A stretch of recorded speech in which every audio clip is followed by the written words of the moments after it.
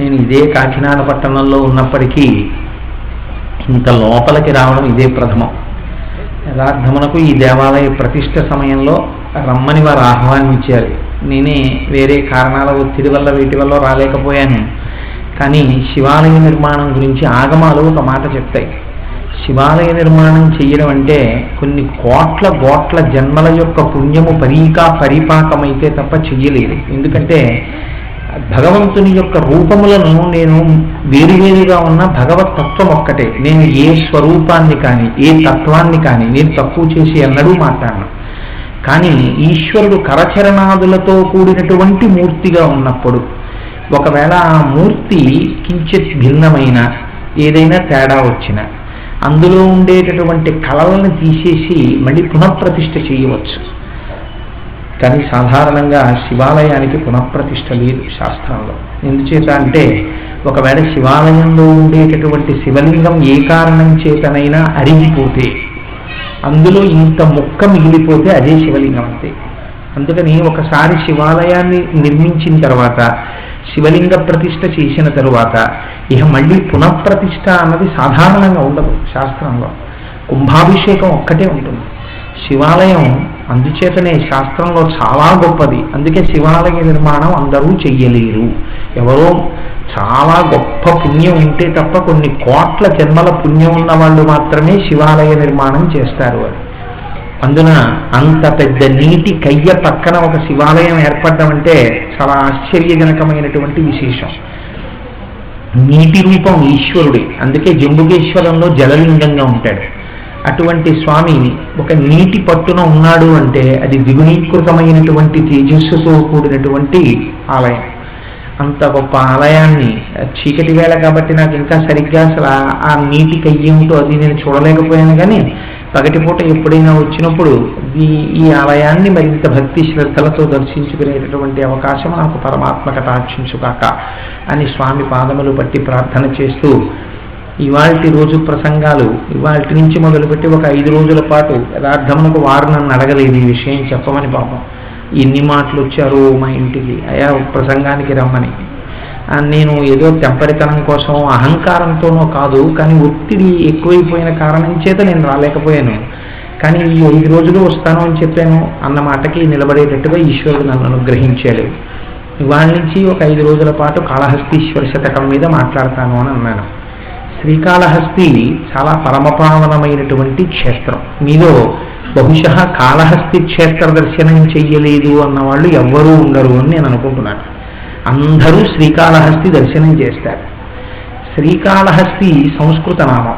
మీరు శ్రీకాళహస్తి అన్న క్షేత్రం పేరుని తెలుగులోకి తర్జుమా చేస్తే దాని పేరు సాలెపురుగు ఏనుగు లేదా సాలెపురుగు పాము ఏనుగు. అలా ఎక్కడైనా ఉంటుందా ప్రపంచంలో? సాలెపురుగు పాము ఏనుగు అంటే తెలుగులో చెప్పండి అసలు ఈ ఊరి పేరు అన్నారనుకోండి, మీరు ఏమని చెప్పాలంటే సాలెపురుగు పాము ఏనుగు అండి ఊరి పేరుని చెప్పాలి. శ్రీకాళహస్తి అంటే అది దాని అర్థం. ఎందుకు అటువంటి పేరు వచ్చింది?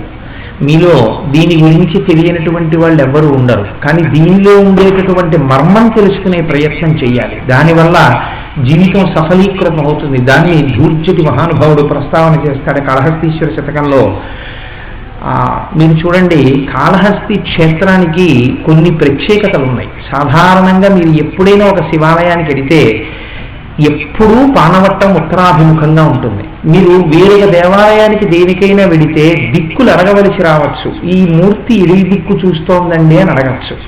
శివాలయానికి వెడితే మీకు ఆ ఇబ్బంది ఉండదు. పానవట్టం ఎటువైపు ఉందో చూసుకోవడం. పానవట్టం ఎప్పుడూ శివాలయంలో ఉత్తర దిక్కుకే ఉంటుంది. కాబట్టి ఉత్తర దిక్కుకి పానవట్టం ఉంది కాబట్టి దానికి వ్యతిరేకంగా ఉన్నటువంటి దిక్కు దక్షిణ దిక్కు. ఇప్పుడు ఈ శివాలయంలోకి వెళ్ళిన తర్వాత శివలింగం ఎటు చూస్తోంది అని మీరు అడిగారనుకోండి, దాని గురించి పెద్ద అల్లరేం ఉండదు. ఎందుకంటే ఉత్తర దిక్కుకు పానవట్టం ఉంది, అటువైపుకి దక్షిణ దిక్కు ఉంది. కాబట్టి మీరు ఇలా నిలబడినప్పుడు ఇటు కుడి చేతి పక్కన దక్షిణ దిక్కు అవుతుంది, ఇటు మనకి ఉత్తర దిక్కు అవుతుంది. కాబట్టి ఉత్తరం వైపు ఒక పానవట్టం ఉంది కాబట్టి మీ వెనక్కి తూర్పు ఉంటుంది, అటువైపుకి పశ్చిమం ఉంటుంది. మీరు తూర్పు పడమరలని ఉత్తర దక్షిణాలని చాలా తేలికగా లెక్క కట్టేసుకోవచ్చు శివాలయంలోకి వెళ్ళినప్పుడు. శ్రీకాళహస్తి క్షేత్రంలో మాత్రం ఒక ప్రత్యేకత ఏమిటంటే మీరు ఏ శివాలయానికి వెళ్ళండి, శివాలయంలో శివలింగం పక్కన అమ్మవారు ఉంటుంది, అమ్మవారు ప్రకటంగా ఉంటుంది. శివలింగం, శివుడు ఎప్పుడూ సాకార రూపుడై ఉండడు. ఒక్క అసుర సంధ్య వేళలో మాత్రమే శివుడికి అలంకారం చేస్తారు. అలంకారం అంటే నా ఉద్దేశం మూర్తి రూపాన్ని పెట్టేస్తారు, కవచం తొడిగారు అంటారు. శివలింగానికి కవచం తొడిగితే శృంగ మధ్యంలోంచి దర్శనం చేయకూడదు. శివలింగానికి కవచం తొడగకపోతే తిన్నగా నిలబడి దర్శనం చేయకూడదు. శివలింగానికి కవచం లేదు అంటే బొటనవేలు ఒక కొమ్ము మీద, చూపుడు వేలు ఒక కొమ్ము మీద, 2 కొమ్ముల మీద వేసి శివలింగం ఆ నందీశ్వరుడి యొక్క అవయవాన్ని కుడి చేత్తో పట్టుకుని నంది యొక్క 2 శృంగముల మధ్య నుంచి శివలింగాన్ని చూడాలి. చూస్తూ ఒక మాట చెప్పమని చెప్తుంది శైవాగమం. వృషస్య వృషణం స్పృష్ట్వా శృంగ మధ్యే శివాలయం దృష్ట్వాక్షణం నరోయాతి కైలాసే శివ సన్నిధిం. అలా ఎవరు దర్శనం చేశారో వారు కైలాసమనందున్నటువంటి శంకరుణ్ణి దర్శనం చేసినట్టు లెక్క. కవచం పెట్టేస్తే స్వామికి ఇహ శృంగ మధ్యంలోంచి దర్శనం చేయకూడదు. మీరు నిలబడి ఆ కవచంతో ఉన్నటువంటి మూర్తి దర్శనం చేసుకుని వెళ్ళిపోవాలి. శివుడు లింగాకృతిలో ఉంటాడు, సాకార రూపుడై శివుడు సాధారణంగా దర్శనం ఉండదు. అటువంటి శివలింగం పక్కన అమ్మవారు మాత్రం ఎప్పుడూ ప్రకటంగా ఉంటుంది. శివలింగం కింద ఉండేటటువంటి పానవట్టం పీఠస్వరూపం అమ్మవారు. శంకరాచార్యుల వారు వేదాంత డిండిమంలో చెప్తారు దీని గురించి. పీఠం అంబమయం సర్వం శివలింగైశ్చ చిన్మయం సాకారంచ నిరాకారం నిర్గుణంచ గుణాత్మకం తత్వం తత్పరమం బ్రహ్మ ఇది వేదాంత డిండిమహ అంటారు. ఆ పీఠస్వరూపం అమ్మవారు, పైనున్న చిన్మయం పరమశివుడు.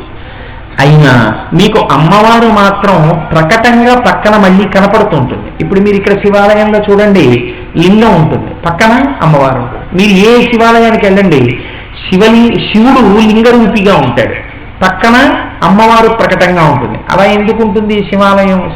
శివుడు లింగాకృతిలో ఎందుకు ఉండాలి అసలు? దీని గురించి ఎలాగో జనవరిలో అయ్యప్ప స్వామి గుడిలో శివ మహాపురాణం మొదలు పెడుతున్నాం, అప్పుడు ఈ విషయాలన్నీ ప్రస్తావనకు వస్తాయి. కాబట్టి అమ్మవారు ప్రకటముగా ఉంటుంది. ఒక్క శ్రీకాళహస్తి క్షేత్రంలో మాత్రం ఒక గమ్మత్తు ఉంటుంది. శివలింగానికి పక్కన అమ్మవారు ఉండదు. అమ్మవారు ఉండకుండా దానికి బదులుగా శివుడు పశ్చిమ దిక్కుని చూస్తాడు, అమ్మవారు జ్ఞానప్రసూనాంబిక తూర్పు దిక్కుని చూస్తుంది. అంటే ఇద్దరు చెరో దిక్కు చూస్తారు.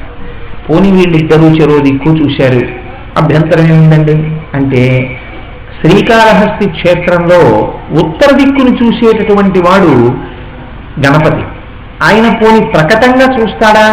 బయట నిలబడి చూడడం. పాతాళ గణపతి అని భూమిలో ఉంటాడు ఆయన. భూమిలో ఉండి ఉత్తర దిక్కును చూస్తూ ఉంటాడు. దక్షిణ దిక్కును చూస్తూ ఉంటాడు దక్షిణామూర్తి, పరమ వైదికమైనటువంటి మూర్తి. శ్రీకాళహస్తి క్షేత్రంలో దక్షిణామూర్తి యొక్క మూర్తి ముందు కూర్చుంటే ఉన్మాదులకు కూడా ప్రశాంతత కలుగుతుంది అంటారు. శ్రీకాళహస్తి క్షేత్రంలో మూకబిలము ఒకటి ఉంది. ఆ మూకబిలంలో ఉండేటటువంటి నీటిని కొన్నాళ్ల పాటు శ్రీకాళహస్తి క్షేత్రంలో ఉండి తాగితే మాటలు కొద్దిగా మాత్రమే వచ్చిన వాళ్ళకి పూర్తిగా మాట వస్తాయి, నత్తితో ఉన్న వాళ్ళకి మాట సరిపడిపోతుంది.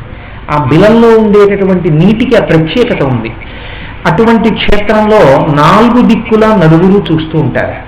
ఇలా చూడడం యాదృచ్ఛికమా, లేకపోతే శ్రీకాళహస్తి క్షేత్రంలో ఇలా చూడడం వెనకాతల ఏదైనా రహస్యం ఉన్నదా? మీరు ఈ రహస్యాన్ని తెలుసుకుని శ్రీకాళహస్తి క్షేత్రంలోకి దర్శనానికి వెడితే మీ జీవితంలో ఒక గొప్ప మార్పు వస్తుంది. మీరు తూర్పు ద్వారంలోంచి లోపలికి వెళ్ళగానే పాతాళ గణపతి అని బోర్డు ఉంటుంది. కిందకి దిగి గణపతి దర్శనం చేస్తారు. ఈ గణపతి ధర్మస్వరూపం. ధర్మమే పాతాళ గణపతి. ధర్మం అంటే ధ్రియతేవా జనయిరితి ధర్మం ఉంటుంది అమరకోశం. మీరు లోపల ధరించాలి ధర్మాన్ని. పైకి కర్ర పట్టుకున్నట్టుగా ఏం కనపడదు. ఆయన చాలా ధర్మాత్ముడండి అంటారు. అంటే ఎప్పుడూ ధర్మాన్ని పాటిస్తాడు. ఎప్పుడూ ధర్మాన్ని పాటించడానికి ధర్మం ఆయనకి ఎక్కడుంటుంది? ఇప్పుడు లోపల ఉంటుంది. హృదయ గుహయంతో ధర్మాన్ని తెలుసుకుని దాన్ని పట్టుకుని ఉంటాడు. నడువుని తెలుస్తుంది, నడువడి వలన ఆయన ధర్మం తెలుస్తుంది. కానీ ఆయన లోపల పట్టుకున్న ధర్మం మీకు కనపడదు. లోపల ధర్మాన్ని అనుష్ఠానం చేస్తూ ఉంటాడు. కాబట్టి ధర్మము పాతాళమునందు ఉంటాడు గణపతి రూపంలో.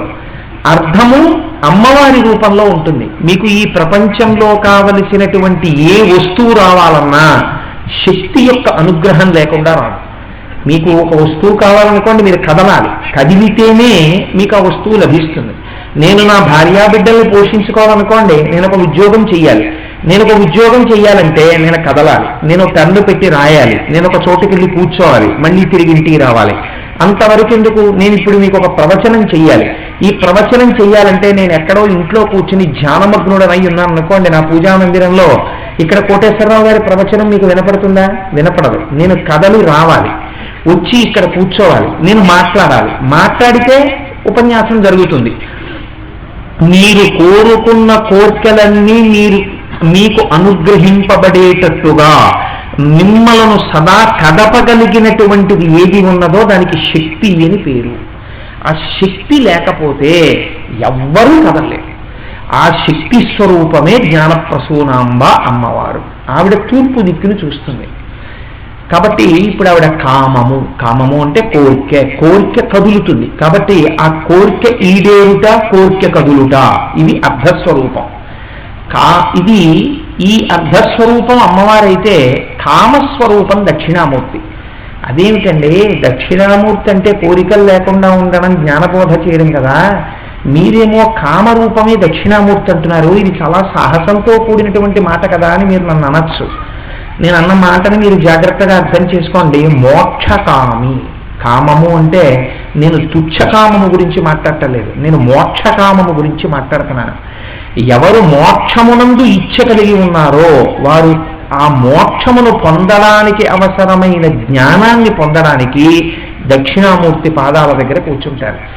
దక్షిణ దిక్కుకి గురువు చూస్తాడు.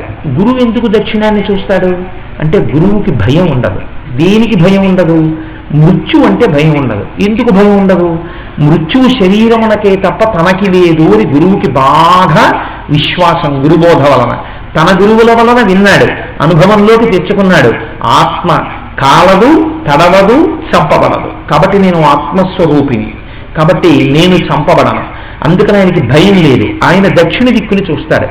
మనం దక్షిణం చూడం. ఎందుకు చూడం అంటే దక్షిణ దిక్కున యమధర్మరాజు గారు ఉంటారు.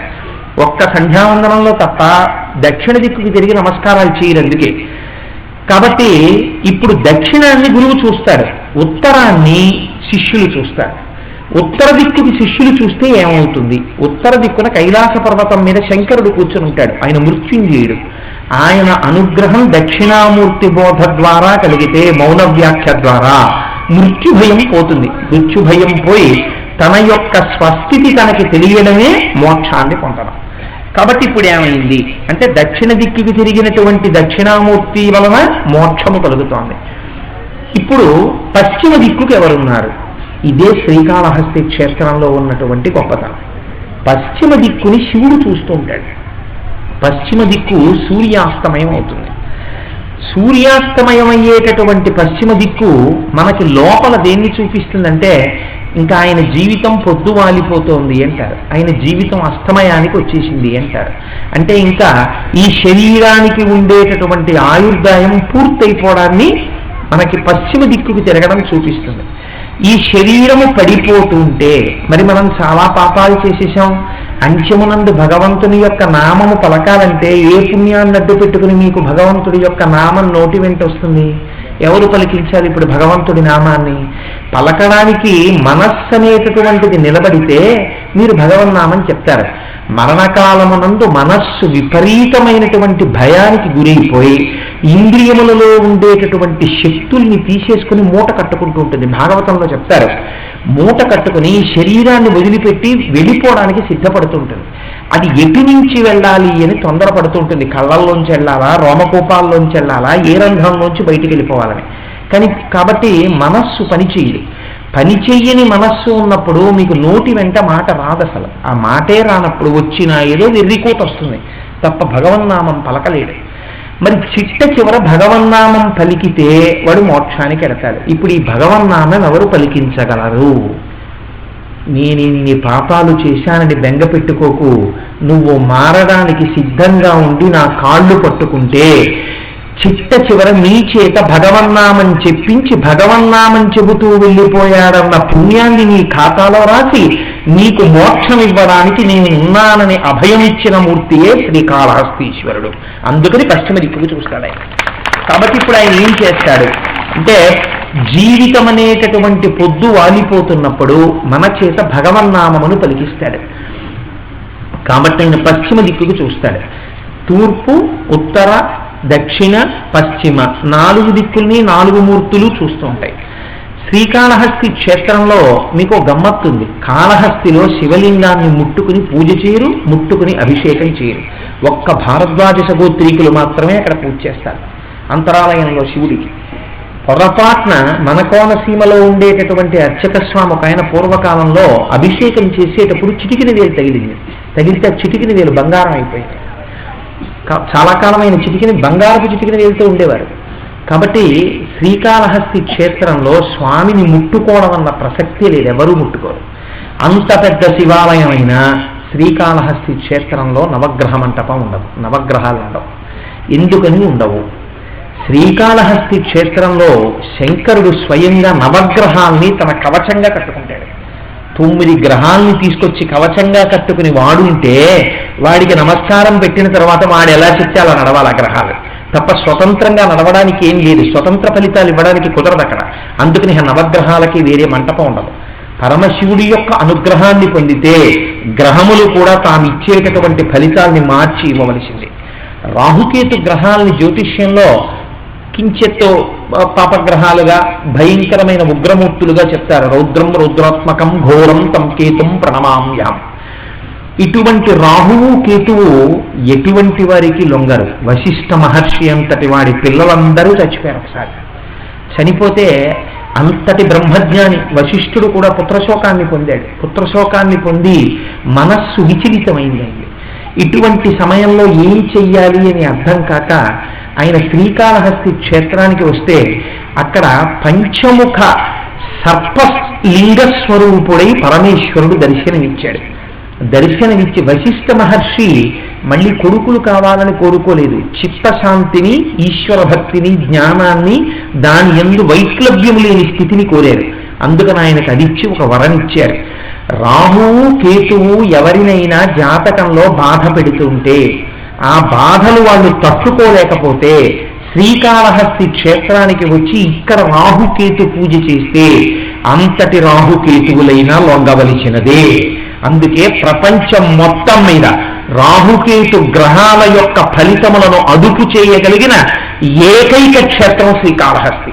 రాహుకేతు పూజలు చేసుకోవాలంటే శ్రీకాళహస్తి వెళ్ళవలసిందే.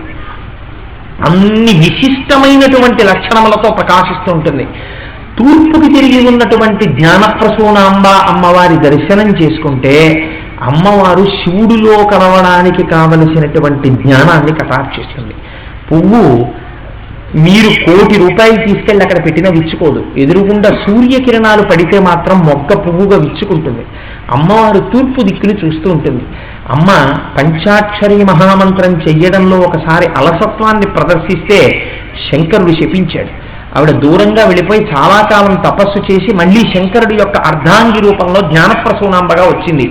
కలియుగంలో జ్ఞానం కలగడం ఒక పట్టాన సాధ్యం కాదు కనుక నీవు నా పక్కన కాకుండా తూర్పుని చూస్తూ, తూర్పు దిక్కు సూర్యోదయానికి, జ్ఞాన ప్రసరణానికి, సంధ్యారాగానికి అన్నిటికీ కూడా గుర్తు. కాబట్టి నువ్వు జ్ఞానప్రసూనాంబవై తూర్పు దిక్కుని చూస్తూ వచ్చినటువంటి భక్తులకు జ్ఞానమును కటాక్షించు అని శంకరుడు బోధ చేశాడు. అందుచేత అమ్మవారు తూర్పు దిక్కుని చూస్తూ ఉంటుంది కాళహస్తి క్షేత్రంలో. ఈ శ్రీకాళహస్తి క్షేత్రంలో మీకు ఎక్కడా దొరకనటువంటి రీతిలో ఒక విచిత్రమైనటువంటి వస్తువులు ఉంటాయి. అక్కడే మీకు తుమ్మి పువ్వులు దొరుకుతాయి. మీరు చూడండి, శ్రీకాళహస్తి క్షేత్రాన్ని సాధారణంగా మనం బస్సులు ఆగినటువంటి ఆ తూర్పు గోపురం లోపల నుంచి వెళుతూ ఉంటాం. వెళుతుంటే పక్కనే ఉన్న అరుగుల మీద ఆకులలో పొట్లాలు కట్టి తుమ్మి పూలు అమ్ముతూ ఉంటారు. అది దాటి మీరు లోపలికి వెళ్ళి ఎడం పక్కకి తిరగగానే కాశీ విశ్వనాథలింగము అని చెప్పి ఒక దేవాలయం ఉంటుంది. అక్కడే అన్నపూర్ణ అమ్మవారి దేవాలయం ఉంటుంది. కుడి చేతి పక్కన సుబ్రహ్మణ్యుడి యొక్క దేవాలయం, అద్భుతమైన మూర్తి ఉంటుంది.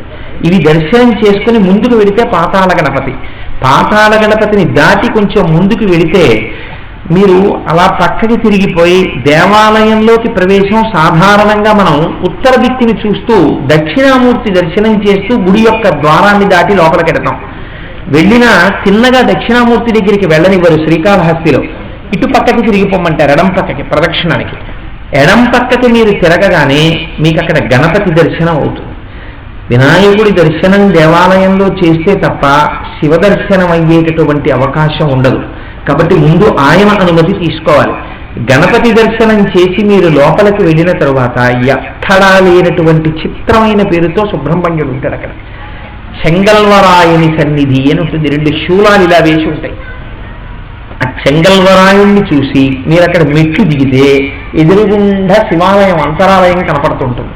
మీరు గుళ్ళోకి వెళ్లకుండా అక్కడ నిలబడి ఒక్కసారి తలెత్తి చూస్తే సహస్రలింగము అని ఒక పెద్ద లింగం ఒకటి కనపడుతుంది అరుగు మీద. ఆ సహస్రలింగాన్నే మార్కండేయ మహర్షి ప్రతిష్ఠ చేశారు. అది దాటి కొంచెం మీరు ముందుకెడితే ఎత్తుగా అరుగుల్లా కనపడతాయి. ఆ అరుగుల మీద మీరు వెడుతుంటే అనేకమైన శివలింగాలు, విఘ్నేశ్వరమూర్తులు కనపడతాయి. దాటి వెడితే శనీశ్వరుడికి ఒక్కడికి మాత్రం ఒక మూర్తి ఉంటుంది. అక్కడ నల్లటి గుడ్డలు ఇస్తూ ఉంటారు, వెలిగించి తీసుకెళ్లి శనీశ్వరుడి దగ్గర పెట్టండి. అది దాటి వెళ్ళిన తర్వాత శ్రీకాళహస్తిలో ఒక గమ్మత్తు ఉంటుంది. ఈ మాట మీరు వెళ్ళినప్పుడు ప్రత్యేకం చూడండి. ఆ మూల కనకదుర్గ అమ్మవారు, వెంకటేశ్వర స్వామి శ్రీకాళహస్తి క్షేత్రంలో విడిది చేసి ఉంటారు. అది దాటి మీరు మెట్లు దిగితే ఎడం చేతి పక్కకి చూస్తే, అంటే ఉత్తర దిక్కుగా ఉన్నటువంటి గోడ అంచు నిండా 63 మంది నాయనార్లు ఉంటారు.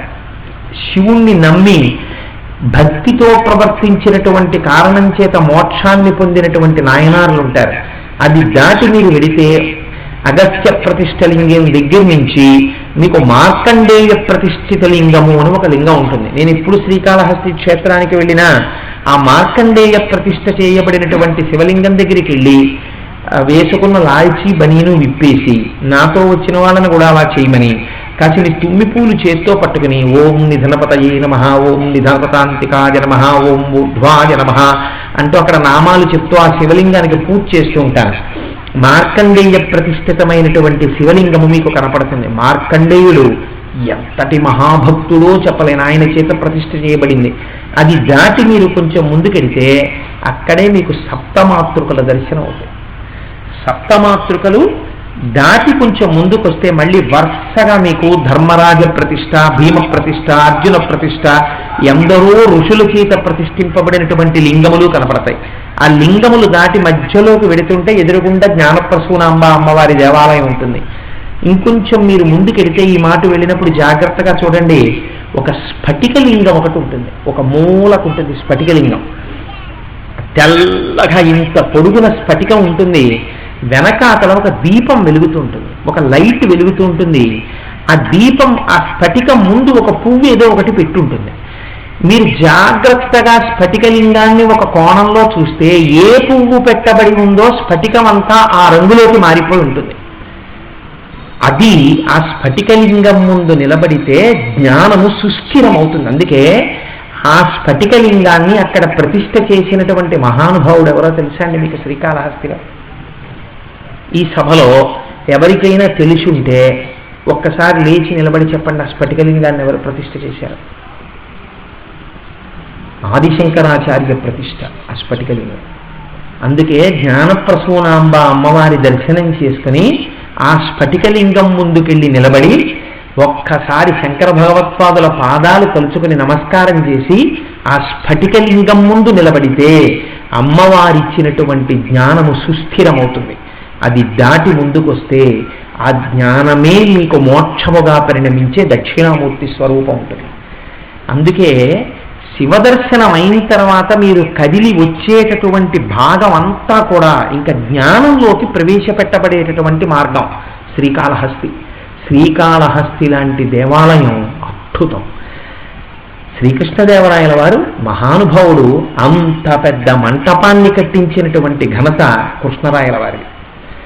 మీకు ఒక విచిత్రం చెప్తాను. జ్ఞానప్రసూనాంబ అమ్మవారి దేవాలయంలో పైకప్పుకి వేయబడినటువంటి రంగులు కొన్ని వందల సంవత్సరాల క్రితం వేసిన రంగులు, ఇప్పటికీ ఆ రంగులు పోలేదు.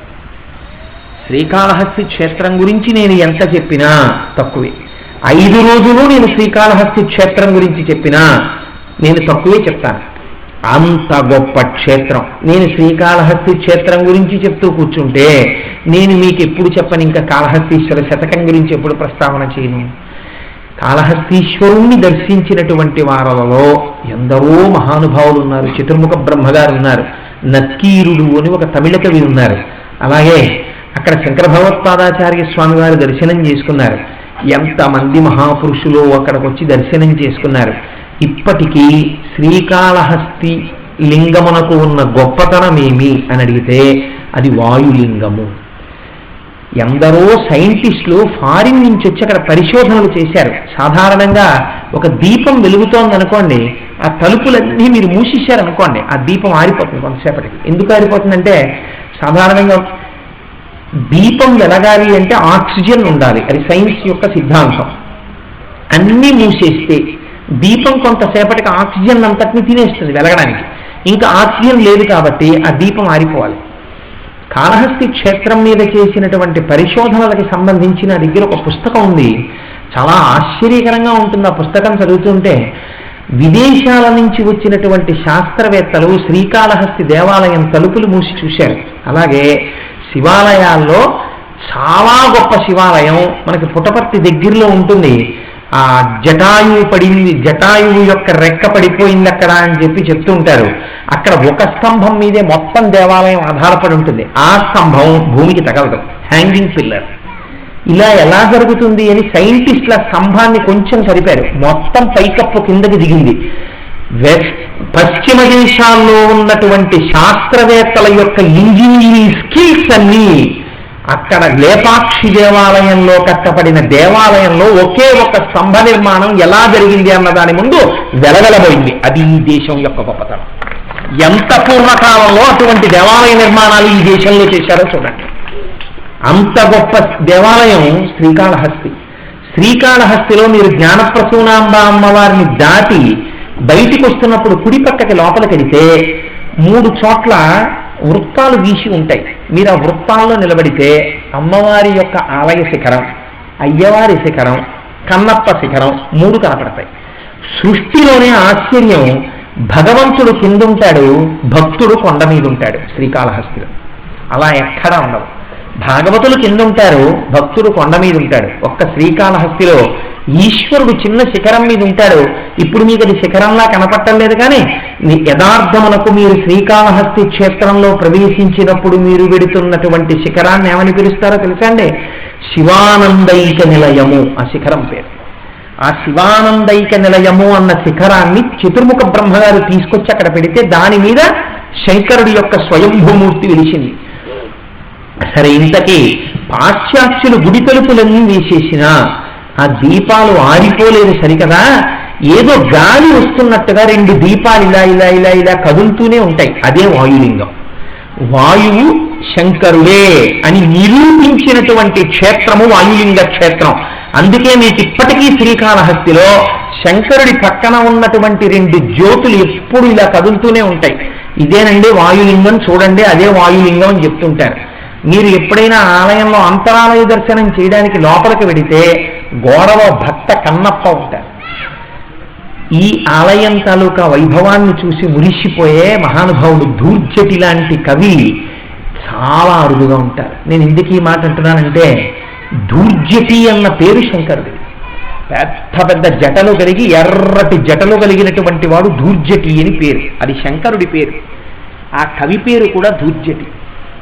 అనేక మంది శతకాలు రాశారు ప్రపంచంలో. శతకము అంటే ఒక 100 పద్యములు కానీ ఒక 100 శ్లోకములు కానీ, 116 అంకెతో రాయడం కూడా సంప్రదాయం ఉంది. కానీ ఇందులో సాధారణంగా ఏం చేస్తారంటే స్తోత్రం చేస్తూ ఉంటారు. నేను ఒక శతకము అన్నాను అనుకోండి, ఏదో కృష్ణ శతకము అని నేను అన్నాను అనుకోండి, కృష్ణుడిని స్తోత్రం చేస్తారు తప్ప ఇంకొక ప్రయత్నం తక్కువగా కనపడుతూ ఉంటుంది. కాళహస్తీశ్వర శతకం అలాంటివి కాదు. కేవలము భగవంతుణ్ణి స్తోత్రం చేయడానికి కాళహస్తీశ్వర శతకం వచ్చింది అని మీరు అనుకుంటే తప్పు. ధూర్జటి ఒకరోజు రాత్రి కూర్చుని కాళహస్తీశ్వర శతకాన్ని రచించలేదు. నేను సభాముఖంగా ఒక్క మాట చెప్తే మీరు నన్ను తప్పు పట్టుకోకండి.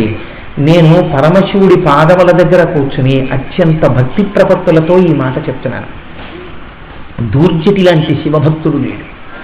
కానీ దూర్జటి పగలు శివాలయానికి వచ్చి గొప్ప అభిషేకం చేసి సాయంకాలం అసుర సంధ్య వేళలో ఈశ్వరుడికి అర్చన చేసి గొంతెత్తి శంకరుడి మీద పద్యాలు పాడి ఇంతంత విభూతి రేఖలు పెట్టుకుని బొట్టు పెట్టుకుని పట్టుపంచ కట్టుకుని రాయలవారి అష్టదిగ్గజాల్లో ఒకడు మహానుభావుడు, ఏమి లోటైనకి, ఆయన పంచ పైకి పట్టుకుని రాజద్వారం దాటి వెళ్ళిపోతుంటే ఆయన తేజస్సు చూసి ఆశ్చర్యపోయేవారు. ఇదే దూర్జటి సాయంకాలం అనేక మంది విటులతో సమానంగా వేశ్యవాడల్లో కనపడుతుండేవాడు. ఇలా కనపడినటువంటి దూర్జటి మరునాడు సూర్యోదయం అవకముందే సువర్ణముఖి నదిలో స్నానం చేసి శివాలయానికి వచ్చి మళ్ళీ శంకరుడి దగ్గర కూర్చుని అద్భుతమైన అభిషేకం చేసేవాడు. మిగిలిన శతకాలన్నీ ఒకెత్తు, కాళహస్తీశ్వర శతకం ఒకెత్తు. మనము భగవంతుడికి పూజ చేస్తాం, కానీ మీరు ఎప్పుడైనా ఒక్కసారి గుండెల మీద చెయ్యేసుకుని ఆలోచించండి.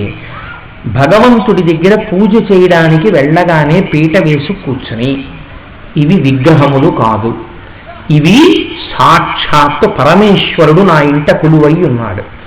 నేను ఏమి చేస్తున్నానో, నేను ఏమేం చేశానో, నిన్నను ఏది చూశానో, నిన్నటి రోజున ఏం మంచి చేశానో, ఏం తప్పులు చేశానో అన్నీ వీడికి తెలుసు.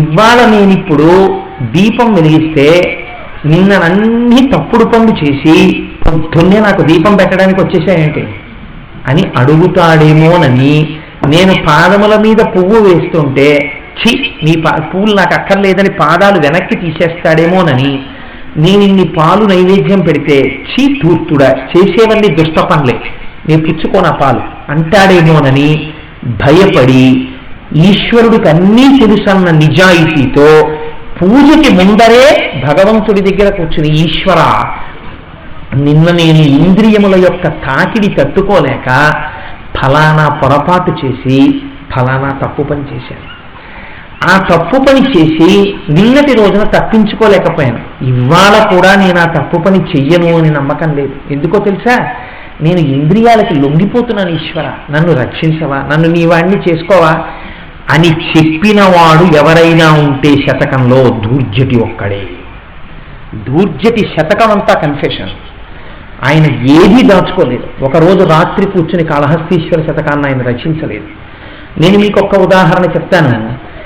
రాయలవారి ఆస్థానంలో అష్టదిగ్గజాల్లో దూర్జటి ఒక కవి. దూర్జటి పద్యరచన చేస్తున్నప్పుడు కృష్ణదేవరాయల వారు పిలిచి, ఏమి దూర్జటి నిన్నటి రోజున మీరు ఏం పద్యం రాశారు అని అడిగితే, నిన్న నేనేం రాయలేదండి అనేవారు. ఒక్కొక్కసారి ఒక 3 నెలలు ఏమి దూర్జటి ఏం రాశారు, ఏమి రాయలేదు. ఒక 3 నెలలు పోయిన తర్వాత ఏం పద్యం రాశారు అంటే, నిన్న రాత్రి నేను ఒక పద్యం రాశానండి అనేవారు. ఏది చెప్పండి అంటే, రాజుల్ మత్తు వారి సేవ నరకప్రాయంబోనో సారో పద్యం రాశాడే. అంటే రాజులంత దౌర్భాగ్యులు ఉండరు, వాళ్ళ దగ్గర సేవ చేయడమే నరకం. ఈ పద్యం వింటే కృష్ణదేవరాయల వారు ఏం చేయాలండి, ఖైదు చేయాలి దూర్జటిని. దూర్జటి ఏమిటో అర్థం చేసుకున్న మహాపురుషుడు శ్రీకృష్ణదేవరాయలు. అందుకే ఈ పద్యం చెప్తే ఒక నమస్కారం పెట్టి విడిచిపెట్టేశాడు దూర్జటి, తప్ప దూర్జటి జోలికి వెళ్ళలేదు. అంతగా రోజు కాళహస్తీశ్వరుని ఉద్దేశించి తన హృదయంలో ఉన్నటువంటి పొంగునంతటినీ చెప్పుకున్నాడు శంకరుడి దగ్గర. అందుకే మీరు సునిశ్చిత పరిశీలనం చేస్తే కాళహస్తీశ్వర శతకంలో ఉన్న ఒక పద్యం ముందు మీరు ఎదురుగుండా నిలబడితే నా బ్రతుకే పాటి అని మీరు సిగ్గుతో తలంచుకుంటారు దూర్జటి యొక్క గొప్పతనం ముందు.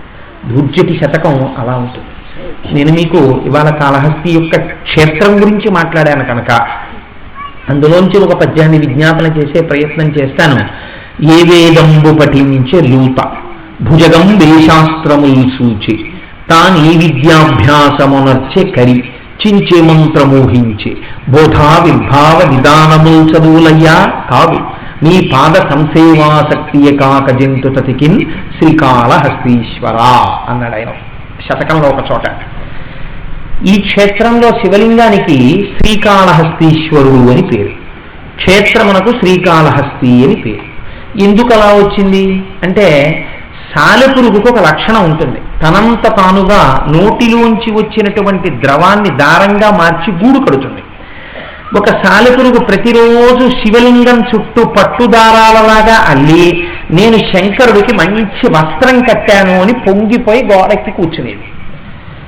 ఆ తర్వాత ఒక పాము వచ్చేది ఎక్కడి నుంచో, వచ్చి దాని తల మీద మణి ఉండేది. శంకరుడికి నేను ఈ మణి సమర్పించాలి అని, ఈ సాలెగూడంతా ఏమిటి శివలింగం చుట్టూ అసహ్యంగాను అని ఒక్కసారి ఆ పాము గిరగిరగిర తిరిగి ఈ సాలెగూటినంతటినీ తీసేసి ఆ మణిని సమర్పించేది. ఈ మణిని సమర్పించి వెళ్ళగానే ఒక ఏనుగు ఒకటి వస్తుండేది. ఈ ఏనుగు తొండ నిండా నీళ్లు పట్టుకొచ్చి ఆ శివలింగం మీద నీళ్లు పోసి ఆ మణిని తీసి అవతల పారేసి తాను తీసుకొచ్చినటువంటి తామర పువ్వుల్ని శివలింగం మీద పెట్టేది. ప్రతిరోజు ఒకటి చేసినటువంటిది రెండో దానికి కనపడేది కాదు. ఒక్క సాలెపురికి మాత్రం మిగిలిన రెండు కనపడుతుంటాయి, ఎందుకంటే అది ఎప్పుడూ ఆగోడ మీదే ఉంటుంది. ఒకనాడు శంకరుడు సాలెపురుగుని పరీక్ష చెయ్యాలనుకున్నాడు. అనుకుని అది వెలిగించినటువంటి, అది కట్టినటువంటి గూడు చక్కటి దారాలలా తీసి ఆ శివలింగం చుట్టూ అల్లింది. ఏం చేస్తుందో చూద్దామని దీపంలో ఉండేటటువంటి జ్యోతి కొంచెం పెరిగేటట్టుగా చేసి ఆ పట్టుగూడు కాలిపోయేటట్టుగా చేస్తున్నాడు. చూసింది సాలెపురుగు, అసలే పాము పాడు చేస్తోంది, ఏనుగు పాడు చేస్తోంది, దానికి తోడు ఇవాళ ఈ దీపం కూడా పాడు చేస్తోంది అని నేను కట్టినటువంటి ఈ పట్టుబట్ట పాడైపోవడమా అని గబగబా వచ్చి ఆ దీపశిఖని మింగైపోయింది. ఎక్కడి సాలెపురుగు, ఎక్కడి దీపశిఖ? సాలెపురుగు దీపాన్ని మింగగలదండి? మింగలేదు. పైగా సాలెపురుగు పురుగులు తింటుంది, పురుగులు దీపం మీద పడతాయి తప్ప సాలెపురుగు ఎప్పుడు దీపం దగ్గరికి వెళ్ళదు. అటువంటి సాలెపురుగు భక్తితో దీపశిఖని మింగపోయింది. ఆ దీపశిఖని మింగపోతే దాని కంఠం కాలిపోయింది. శంకరుడు దాని భక్తికి మెచ్చుకొని వెంటనే తనలోకి ఐక్యం చేసుకున్నాడు. తనలో ఐక్యమైపోయినటువంటి సాలెపురుగు మీద తనకున్నటువంటి ప్రీతిని ఆవిష్కరించడానికి పరమాత్మ యొక్క ఆవిర్భావలింగము అని మీరు గుడి వెనకాల కడితే కనపడుతుంది, గుడి ముందు నుంచి చూస్తే కనపడదు. గుడి వెనక్కి వెళ్ళాలి. ఈ మధ్యన నాతో ఎవరో వస్తే నేను వెనక్కి తీసుకెళ్లి చూపించాను. ఆ లింగం బద్దలై అందులోంచి పరమాత్మ పైకొస్తున్న స్వరూపం ఉంటుంది.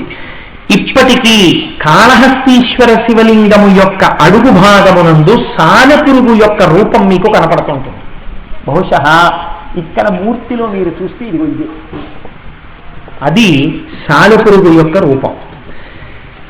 ఏనుగు, పాము ఈ రెండు ప్రతిరోజు పూజ చేస్తుంటే ఒకనాడు పావుకి కోపం వచ్చింది. నేను పెట్టిన మనులు తీసేస్తోందని ఏనుగు వచ్చి తామర పువ్వులు పెడుతున్నటువంటి సమయంలో పావు ఏనుగుని చంపడం కోసమని దాని తొండంలో దూరిపోతే ఊపిరాడదని దాని తొండంలో దూరిపోతే ఏనుగుకి ఊపిరాడలేదు.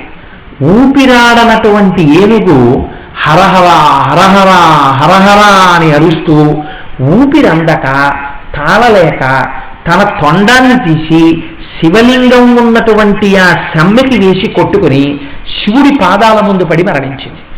అది మరణించే ముందే తొండాన్ని కొట్టడంలో తొండం లోపల ఉన్నటువంటి పాము తల పగిలి పాము కూడా మరణించింది. తనని అర్చించడం కోసమని పోటీలు పడి ప్రాణాలు వదిలిపెట్టడానికి సిద్ధపడినటువంటి ఈ ఏనుగుని పావుని కూడా మోక్షమిచ్చి తనలో కలుపుకున్నాడు పరమాత్మ. అందుకే కాళహస్తి శివలింగానికి మాత్రం పైన ఉండేటటువంటి ఉపరితలం గోరుగా ఉండకుండా 5 తలలు కింద కనపడుతుంటుంది. 5 తలలున్నాయా అన్నట్టుగా కనపడుతుంది మీకు శివలింగం పైన చూడండి. అందుకే 5 పడగలతో ఉన్నట్టుంటుంది. ఇప్పటికీ అదే పాము. ఎప్పుడైనా నవగ్రహ కవచం తీసేసి అభిషేకం చేస్తారు స్వామికి. ఆ అభిషేకం చేసే సమయంలో మీరు చాలా శ్రద్ధగా చూసి వాళ్ళని అడిగితే చూపిస్తారు. శివలింగానికి పక్కన ఇలా 2 దంతములు కనపడుతుంటాయి. అది ఏనుగు యొక్క సూచన. 3 ప్రాణులు ఏకకాలమునందు ఆయనలో లీనమైపోయాయి. కాబట్టి శ్రీకాళహస్తి అనే క్షేత్రానికి పేరు. స్వామికి కూడా శ్రీకాళహస్తీశ్వరుడు అనే పేరు. చిత్రం ఏం జరిగిందంటే ఈ 3 కాకుండా 4వ ఆయన ఒక ఆయన బయలుదేరాడు. ఆయన పేరు జన్మతః తిన్నడు.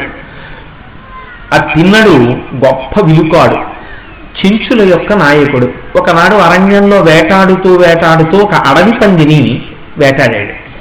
స్నేహితులు అన్నారు, మేము ఈ అడవి పందిని బాగా కాల్చి పచనం చేసి తినడానికి సిద్ధంగా ఉంచుతాం, నువ్వు వెళ్ళి సువర్ణముఖి నదిలో స్నానం చేసి కాళ్ళు కడుక్కురా అన్నారు. ఇంకొక చెంచుని తీసుకుని కాళ్ళు కడుక్కోవడానికి వెళ్ళాడు. కాళ్ళు కడుక్కుని వచ్చేస్తున్నప్పుడు శివాలయంలో నిరాధారంగా ధూళి పట్టినటువంటి శివలింగం ఒకటి కనపడింది. ఆ అయ్యయ్యో నా స్వామి, ఎవ్వరూ తోడు లేకుండా ఒక్కడివి ఇలా ఉండిపోయావా అన్నాడు.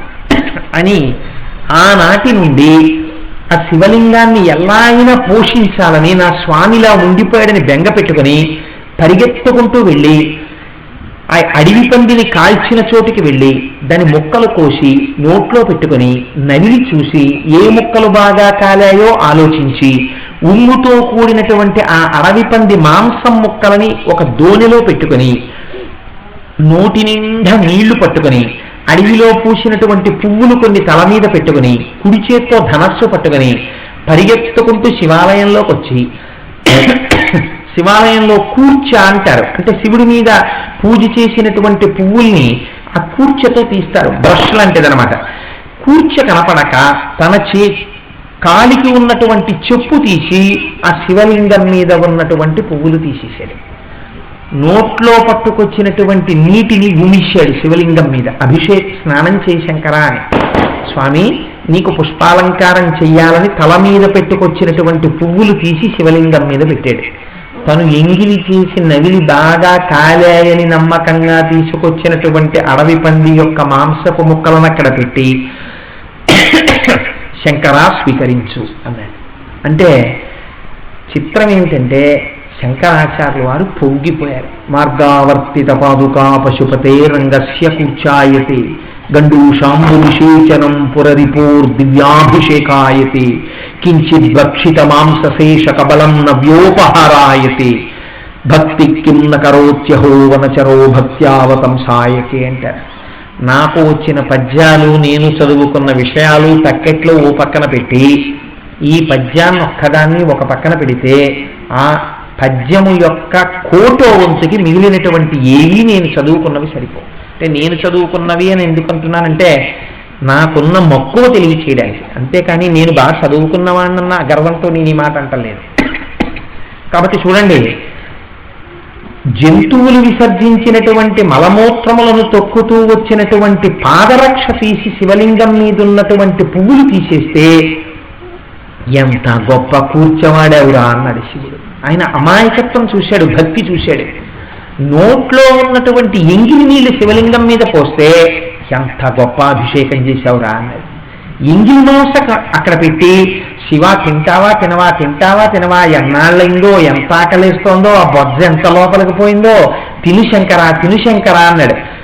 శివుడు ఉమ్ముతో కూడుకున్న ఆ ఎంగిలి మాంసపు ముక్కలు తిని ఎముకలు కింద పడేశాడు. శివగోచరుడు అని ఒక సబ్రాహ్మణుడు రోజు వచ్చి పూజ చేసేవాడు ఆ శివలింగానికి.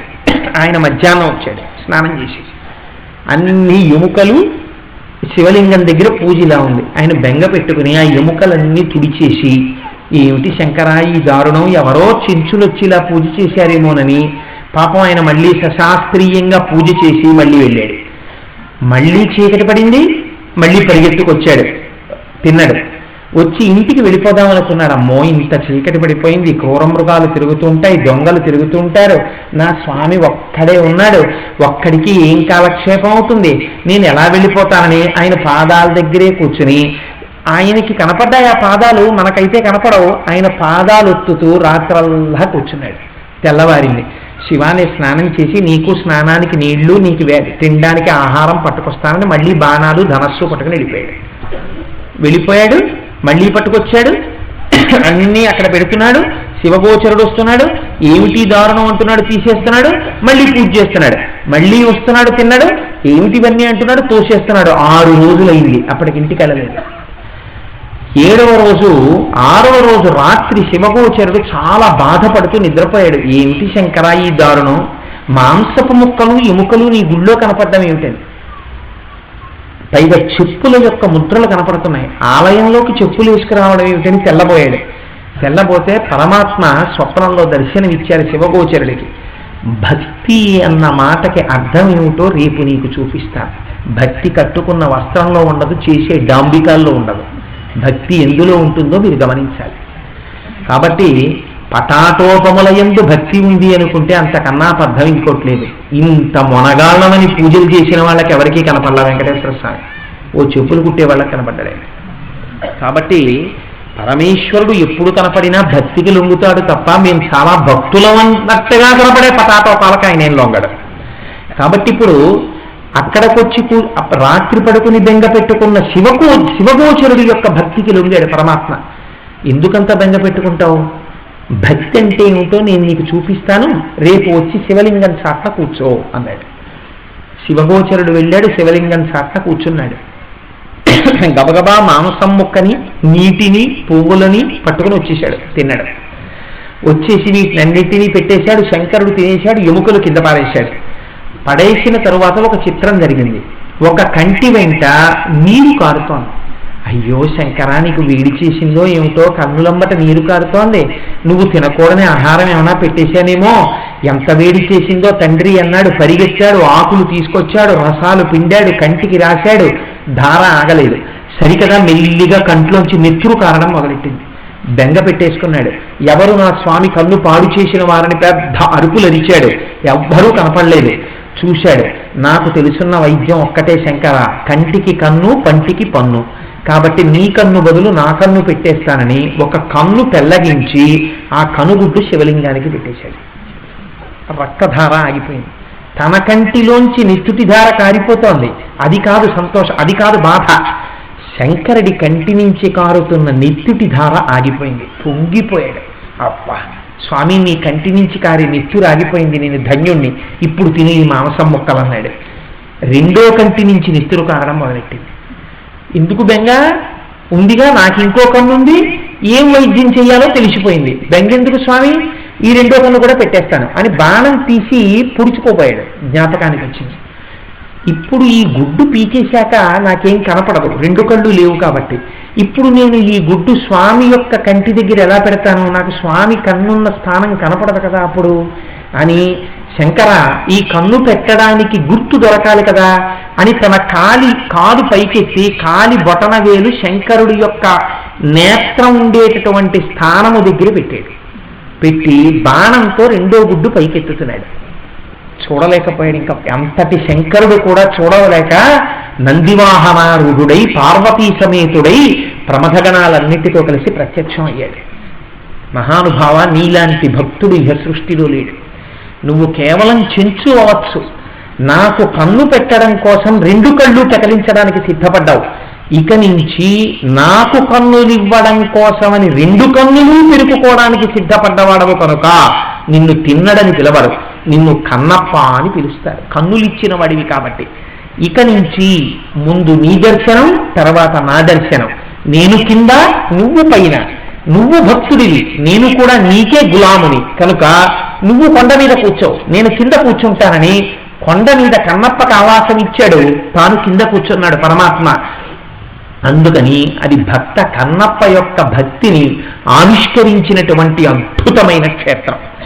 ఇటువంటి క్షేత్రంలో ధూర్జటి వెళ్ళి అంటాడు, ఏ వేదంబు పఠించ లూత భుజగం వేశాస్త్రముల్ సూచే తానే విద్యాభ్యాసమునర్చె కరి చించే మంత్రమోహించే బోధావిర్భావ నిదానముల్ చదువులయ్యా కాదు, నీ పాద సంసేవాసక్తియ కాక జంతుతతికిన్ శ్రీకాళహస్తీశ్వర. ఆ మాట మీరు చాలా జాగ్రత్తగా పట్టుకోవాలి. ఎర్రసిరాతో అండర్లైన్ చేసి జంతుతతికిన్ అన్నాడు ఆయన. జంతుతతికిన్ అంటే పశువులకు. అంటే కాళహస్తి క్షేత్రం కేవలం పశువులకు మోక్షం ఇస్తుందని ధూర్జటి ఉద్దేశ్యం. పశువులు అంటే మనందరం పశువులమే. పాశము చేత కట్టపడ్డ ప్రతిదీ పశువే. మనందరం కూడా కర్మపాశముల చేత కట్టపడ్డాం. జన్మ అనబడేటటువంటి స్తంభమునకు కర్మపాశముల చేత కట్టపడ్డాం కాబట్టి మనందరం పశువులమే. మనం పశువులమైతే ఆయన పశుపతి. ఇటువంటి పశుపతి అయినటువంటి శంకరుణ్ణి గురించి ఆయన అంటాడు, జంతుతతికిన్ శ్రీకాళహస్తీశ్వర. ఈ పశువులన్నీ తెలుసుకోవలసినటువంటి విషయం ఒకటి ఉన్నది. ఏమా విషయము అంటే ఏ వేదంబు పఠించే లూత. ఇది చాలా గొప్ప మాట. మీరు చూడండి, లూత అంటే సాలెపురుగు. సాధారణంగా వేదం నేర్చుకోవాలనుకున్న వాళ్ళు గురువు గారి దగ్గర కూర్చోవాలి. కూర్చుంటే గురువు గారు స్వరంతో వేదం చెప్తారు. ఉదాత్త అనుదాత్త స్వరిత స్వరములతో చెప్తుంటే ఆ స్వరం తప్పకుండా శిష్యులు వినాలి. విని ఆయన ఎలా పలుకుతున్నారో అలా పలకాలి. అలా పలకగలిగినటువంటి ప్రజ్ఞ ఉంటే మాత్రమే వేదం నేర్చుకోగలరు, లేకపోతే నేర్చుకోలేరు. మీరు ప్రపంచంలో బల్లి అరవడమైనా వినుంటారు, సాలెపురుగు అరవడం మీరు ఎప్పుడైనా చూశారా ప్రపంచంలో? సాలెపురుగు మాట్లాడుకోవడం కానీ సాలెపురుగులు అరుస్తున్నాయండి అని కానీ మీరు ఎప్పుడైనా విన్నారా? అసలు సాలెపురుగు అరవడం, సాలెపురుగు కంఠం చాలామందికి తెలియదు. అటువంటి సాలెపురుగు ఏ వేదం నేర్చుకుంది? ఎవరి దగ్గరికి వెళ్ళి నేర్చుకుంది? వేదము మనకి ప్రమాణము కదా, దానికి ఏమైనా తెలుసా సాలెపురుగుకి? ఏ వేదంబు పఠించరూత భుజగం దేశాస్త్రములు సూచే. శాస్త్రము అంటే శాసనాత్ శంసనాత్ ఇది శాస్త్రం. నువ్వు ఇది చెయ్యి ఇలా చెయ్యి అని మిమ్మల్ని శాసించి చెప్పేదేదో దానికి శాస్త్రం అని పేరు. ఏ శాస్త్రం ఈ పాము వెళ్ళి చదువుతుంది? పాము చదువుకోలేదు. భుజగం దేశాస్త్రములు సూచే తానే విద్యాభ్యాసమునర్చకరి. అన్నింటికన్నా తమోగుణ భూయిష్టమైన ప్రాణి ప్రపంచంలో ఏనుగు. అటువంటి ఏనుగు ఏ విద్య నేర్చుకుంది? మరి ఈ మూడు ఏ విద్య నేర్చుకోకపోయినా కూడా మోక్షాన్ని పొందాయంటే కారణం ఏమిటి అంటే ఆయన ఒక మాట చెప్తున్నాడు. ఏ విద్యాభ్యాసమునర్చకరి చెంచే మంత్రమూహించే. కన్నప్ప ఒక చెంచు ఏ మంత్రం తెలుసుకున్నాడు? ఏ మంత్రమూహించే? బోధావిర్భావ నిధానము చదువులయ్యా. ఒకళ్ళు చెప్తే అదేదో వినేసి అదేదో తెలిసేసుకుని అదేదో చేసేస్తే భక్తి ఏర్పడిపోతుంది అనుకుంటే అది అంతకన్నా పొరపాటు మాట ఇంకొకటి లేదు. ఏది భక్తి? ఎంత గొప్ప మాట వేసేశారండి దుర్జటి. నీ పాద సంసేవాసక్తియే కాక. ఈ మాట మీరు చాలా జాగ్రత్తగా పట్టుకోవాలి. నీ పాదసేవ చెయ్యాలన్న ఆసక్తిని కలిగి ఉండుట. ఎవరా నువ్వు? ఎవరి పాదసేవ అంటే ఇప్పుడు మీరు జాగ్రత్తగా ఆలోచించండి. మీరు నిన్నటి రోజున మీ ఇంట్లో మొగ్గ అని చూసినటువంటిది మీరు మరునాడు తెల్లవారి లేచేటప్పటికి పువ్వుగా మారడానికి కారణమైన వాడెవరు? ఎవరు మొగ్గని పువ్వుగా మార్చాడు? మీరింత విత్తనాన్ని తీసుకెళ్లి భూమిలో పెట్టి నీరు పోస్తే మామిడి టెంకలోంచి మామిడి మొక్కే వచ్చేట్టు చేసిన వాడెవరు ప్రపంచంలో? ఆ మామిడి చెట్టుకి మామిడి పూత మామిడికాయే వచ్చేటట్టుగా చేసిన వాడెవరు ప్రపంచంలో? ఒకే భూమిలో ఇక్కడ మీరు మామిడి టెంక ఇక్కడ మల్లెతీగా పెడితే ఆ పక్కన వేప చెట్టు పెడితే ఇక్కడే ఉన్న మామిడి చెట్టు తీయటి పళ్ళు ఇవ్వాలి, పక్కనే ఉన్న మల్లెతీగ వేప చెట్టు కల్లుకున్న చక్కటి సువాసనే ఇవ్వాలి. పక్కనే ఉన్న వేప చెట్టు మామిడి చెట్టుకి 2 గజాల దూరంలో ఉన్న చేదుగా ఉన్న పళ్ళే ఇవ్వాలి. ఎవరు సృష్టిలో ఈ శాసనాన్ని చేశాడు? ఎవరు మీరు రాత్రి నిద్రపోయినప్పుడు మీ శరీరంలో గోళ్ళు 10 సమానంగా పొద్దున్నకి పెరిగేటట్టుగా చేశాడు? ఎవరు మీ వెంట్రుకలు సమానంగా పెరిగేట్టు చేశాడు? ఎవరు మీ శరీరంలో ఉన్న అవయవాలన్నీ సమానంగా మిల్లీమీటర్లతో సహా పెరిగేటట్టు చేశాడు? ఎవరు మీరు తిన్నదాన్ని జీర్ణం చేస్తున్నాడు? మన ఇంట్లోనే ఏదైనా పిప్పి కొంత అలా ఉండిపోతే చిచి వాసన వస్తుంది కడిగేది ఒక్కసారి అంటాం. 47 సంవత్సరములు వచ్చేసినటువంటి ఈ శరీరం లోపల ఎంతో కాలం నుంచి 47 సంవత్సరాల నుంచి ఇందులో రక్తం తిరుగుతోంది. ఈ లోపల మాంసం అంతా ఉంది. ఈ శరీరంలో ఎముకలు ఉన్నాయి, కొవ్వు ఉంది, అస్థి ఉంది, మేధ ఉంది, శుక్లం ఉంది, తిన్న పదార్థం ఉంది, కొంత అరిగినది ఉంది, అరగనిది ఉంది, అరిగిపోయిన పిప్పి ఉంది, నిట్టురుంది, అసలు బయటికి వెలుతురు పడనటువంటి చీకటి కడుపులో ప్రేగులున్నాయి. ఇంత పొల్లటి కంపంతా లోపలుంటే ఇది బయటికి కంపు కొట్టకుండా చాలా శివముగా అద్భుతముగా కనపడేటట్టు చేసిన వాడెవరు? వాడు నీయందే ఉన్న పరమాత్మ. ఎక్కడ వెతుకుతావు? వాడు నువ్వు రాత్రి నిద్రపోతుంటే నీ చేత ఊపిరి తీయించాడు, నువ్వు తింటే జీర్ణం చేశాడు. వాడొక్కసారి ఊపిరి తీయడం ఆగిపోయి నీలోంచి వెళ్ళిపోతే 2 రోజులు అవదు. కంపు కొడుతోందండి పీనుగా అంటారు. పీనుగా అని పిలుస్తారంతే దాన్ని. ఎక్కడుంది శివం? నీ పాద సంసేవాసక్తి ఏకాక జంతు తతికిన్. ఈ మాట మీరు పట్టుకోవాలి కాళహస్తీశ్వర శతకంలో. ఇది అడుగుతున్నాడు దుర్జటి.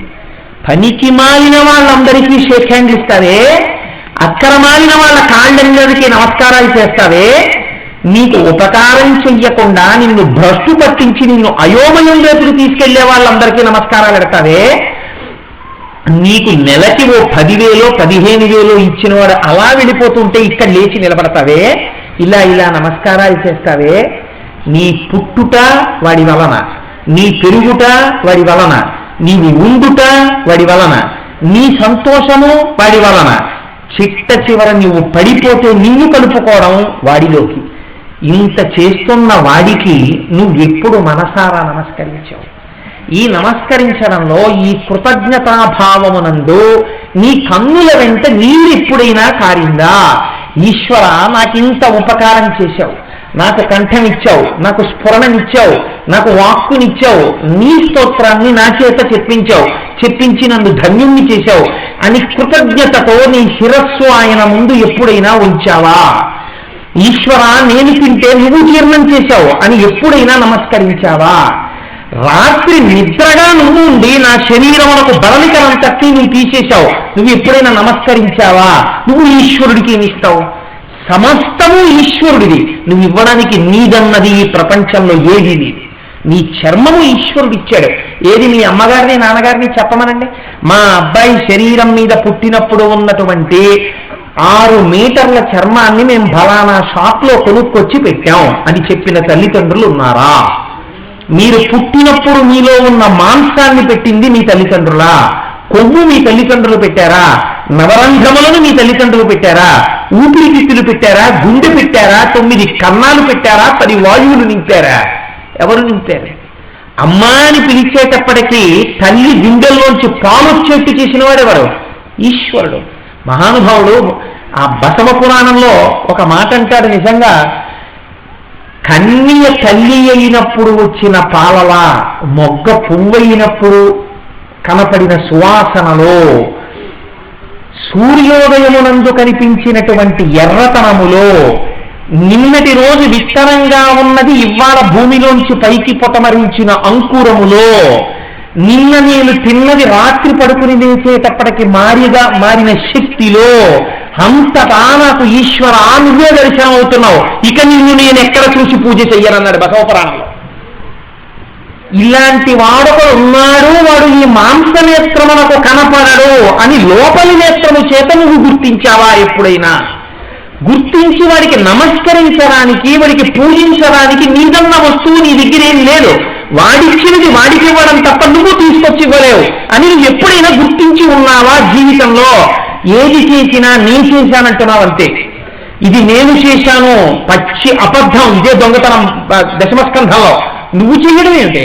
నేను ఇప్పుడు ఇక్కడికి వచ్చి కోటేశ్వరరావు గారు కాళహస్తీశ్వర శతకం మీద ప్రసంగాలు చేశారు, మర్యాదకి మీరు ఆ మాట అనొచ్చు, కానీ నేను బయటికి వెళ్ళి కాళహస్తీశ్వర శతకం మీద ప్రసంగం చేశాను అని అన్నాను అనుకోండి, మనస్ఫూర్తిగా నేను దోషభూయిష్టమైన మాట అన్నట్టు.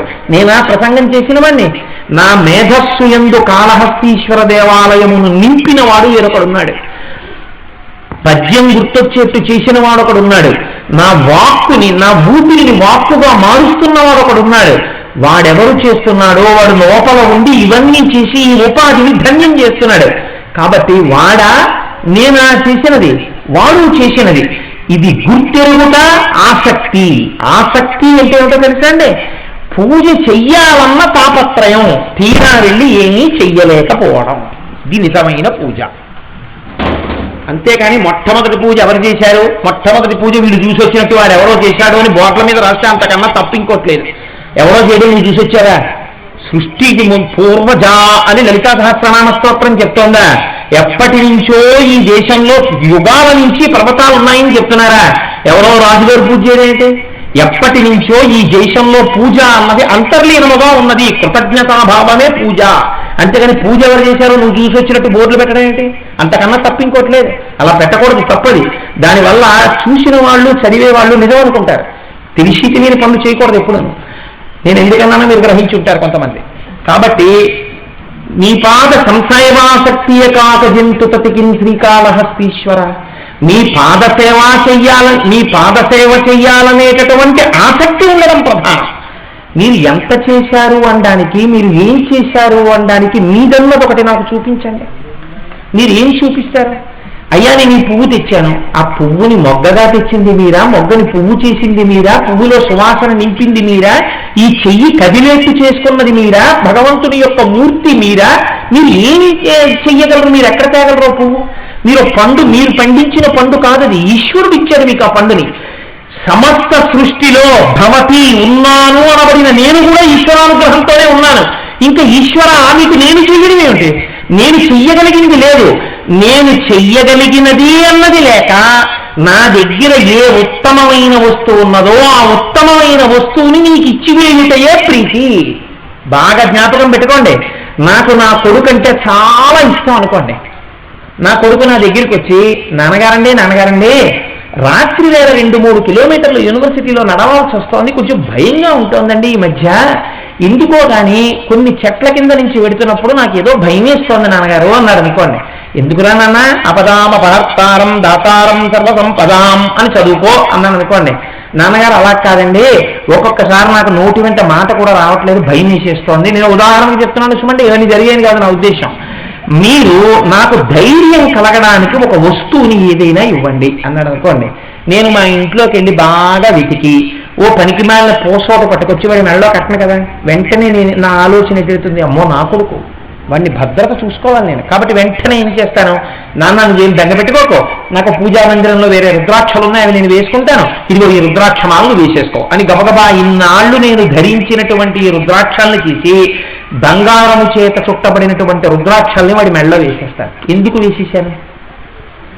వాడికి ఇవ్వవలసి వచ్చేటప్పటికి వాడు నా కొడుకు, వాడు ఉంటేనే నాకు అన్నీ ఉన్నట్టు.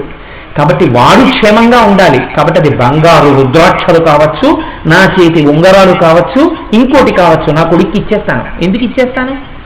వాడికన్నా గొప్పది నాకు ప్రపంచంలో ఇంకొకటి లేదు. ఈ ప్రేమ నాకు ఏర్పడిపోయింది కాబట్టి కొడుకన్న భావన చేత. అంటే కోటేశ్వరరావు నిజంగా మీరు అలా ఇచ్చేస్తారా అనుకోక ఇంకోళ్ళ మీద పెట్టి చెప్పకూడదు ఇలాంటి మాటలు, అందుకని నా మీద పెట్టి చెప్పుకున్నానంతే ఉదాహరణకి. ఇప్పుడు ప్రీతి ఉంది కాబట్టి నా దగ్గర ఉన్నటువంటి అమూల్యమైన వస్తువుని నేను నా కొడుక్కి ఇచ్చేస్తాను. ఆ ఇవ్వడంలో ఇది నాదన్న భావనతో ఇవ్వట్లేదు, ఈ వస్తువు వాడికి ఉండడం వల్ల వాడు ఎక్కువ ప్రయోజనం పొందుతాడు. తనది అనుకుంటున్నది ఏది ఉన్నదో అది అవతలవాణి యందున్నటువంటి ప్రీతి చేత తనకి అనుకున్న అమూల్యమైన వస్తువుని తీసుకెళ్లి అవతల వారికి వేసేసింది. ఎందుకేసాయి? వాళ్ళకి పిల్లలు లేరా? ఏనుక్కి గొన్నేనుగులు లేవా? పావుకి పిల్లలు లేరా? సాలెపురుగుకి మగ సాలెపురుగు సాలెపురుగు పిల్లలు లేవా? వాటి అదృష్టం జన్మజన్మాంతర సంస్కారం చేత అవి పురుగులుగా ఉన్నా పశువులుగా ఉన్నా వాటికి భగవంతుని యందు ప్రీతి కలిగింది.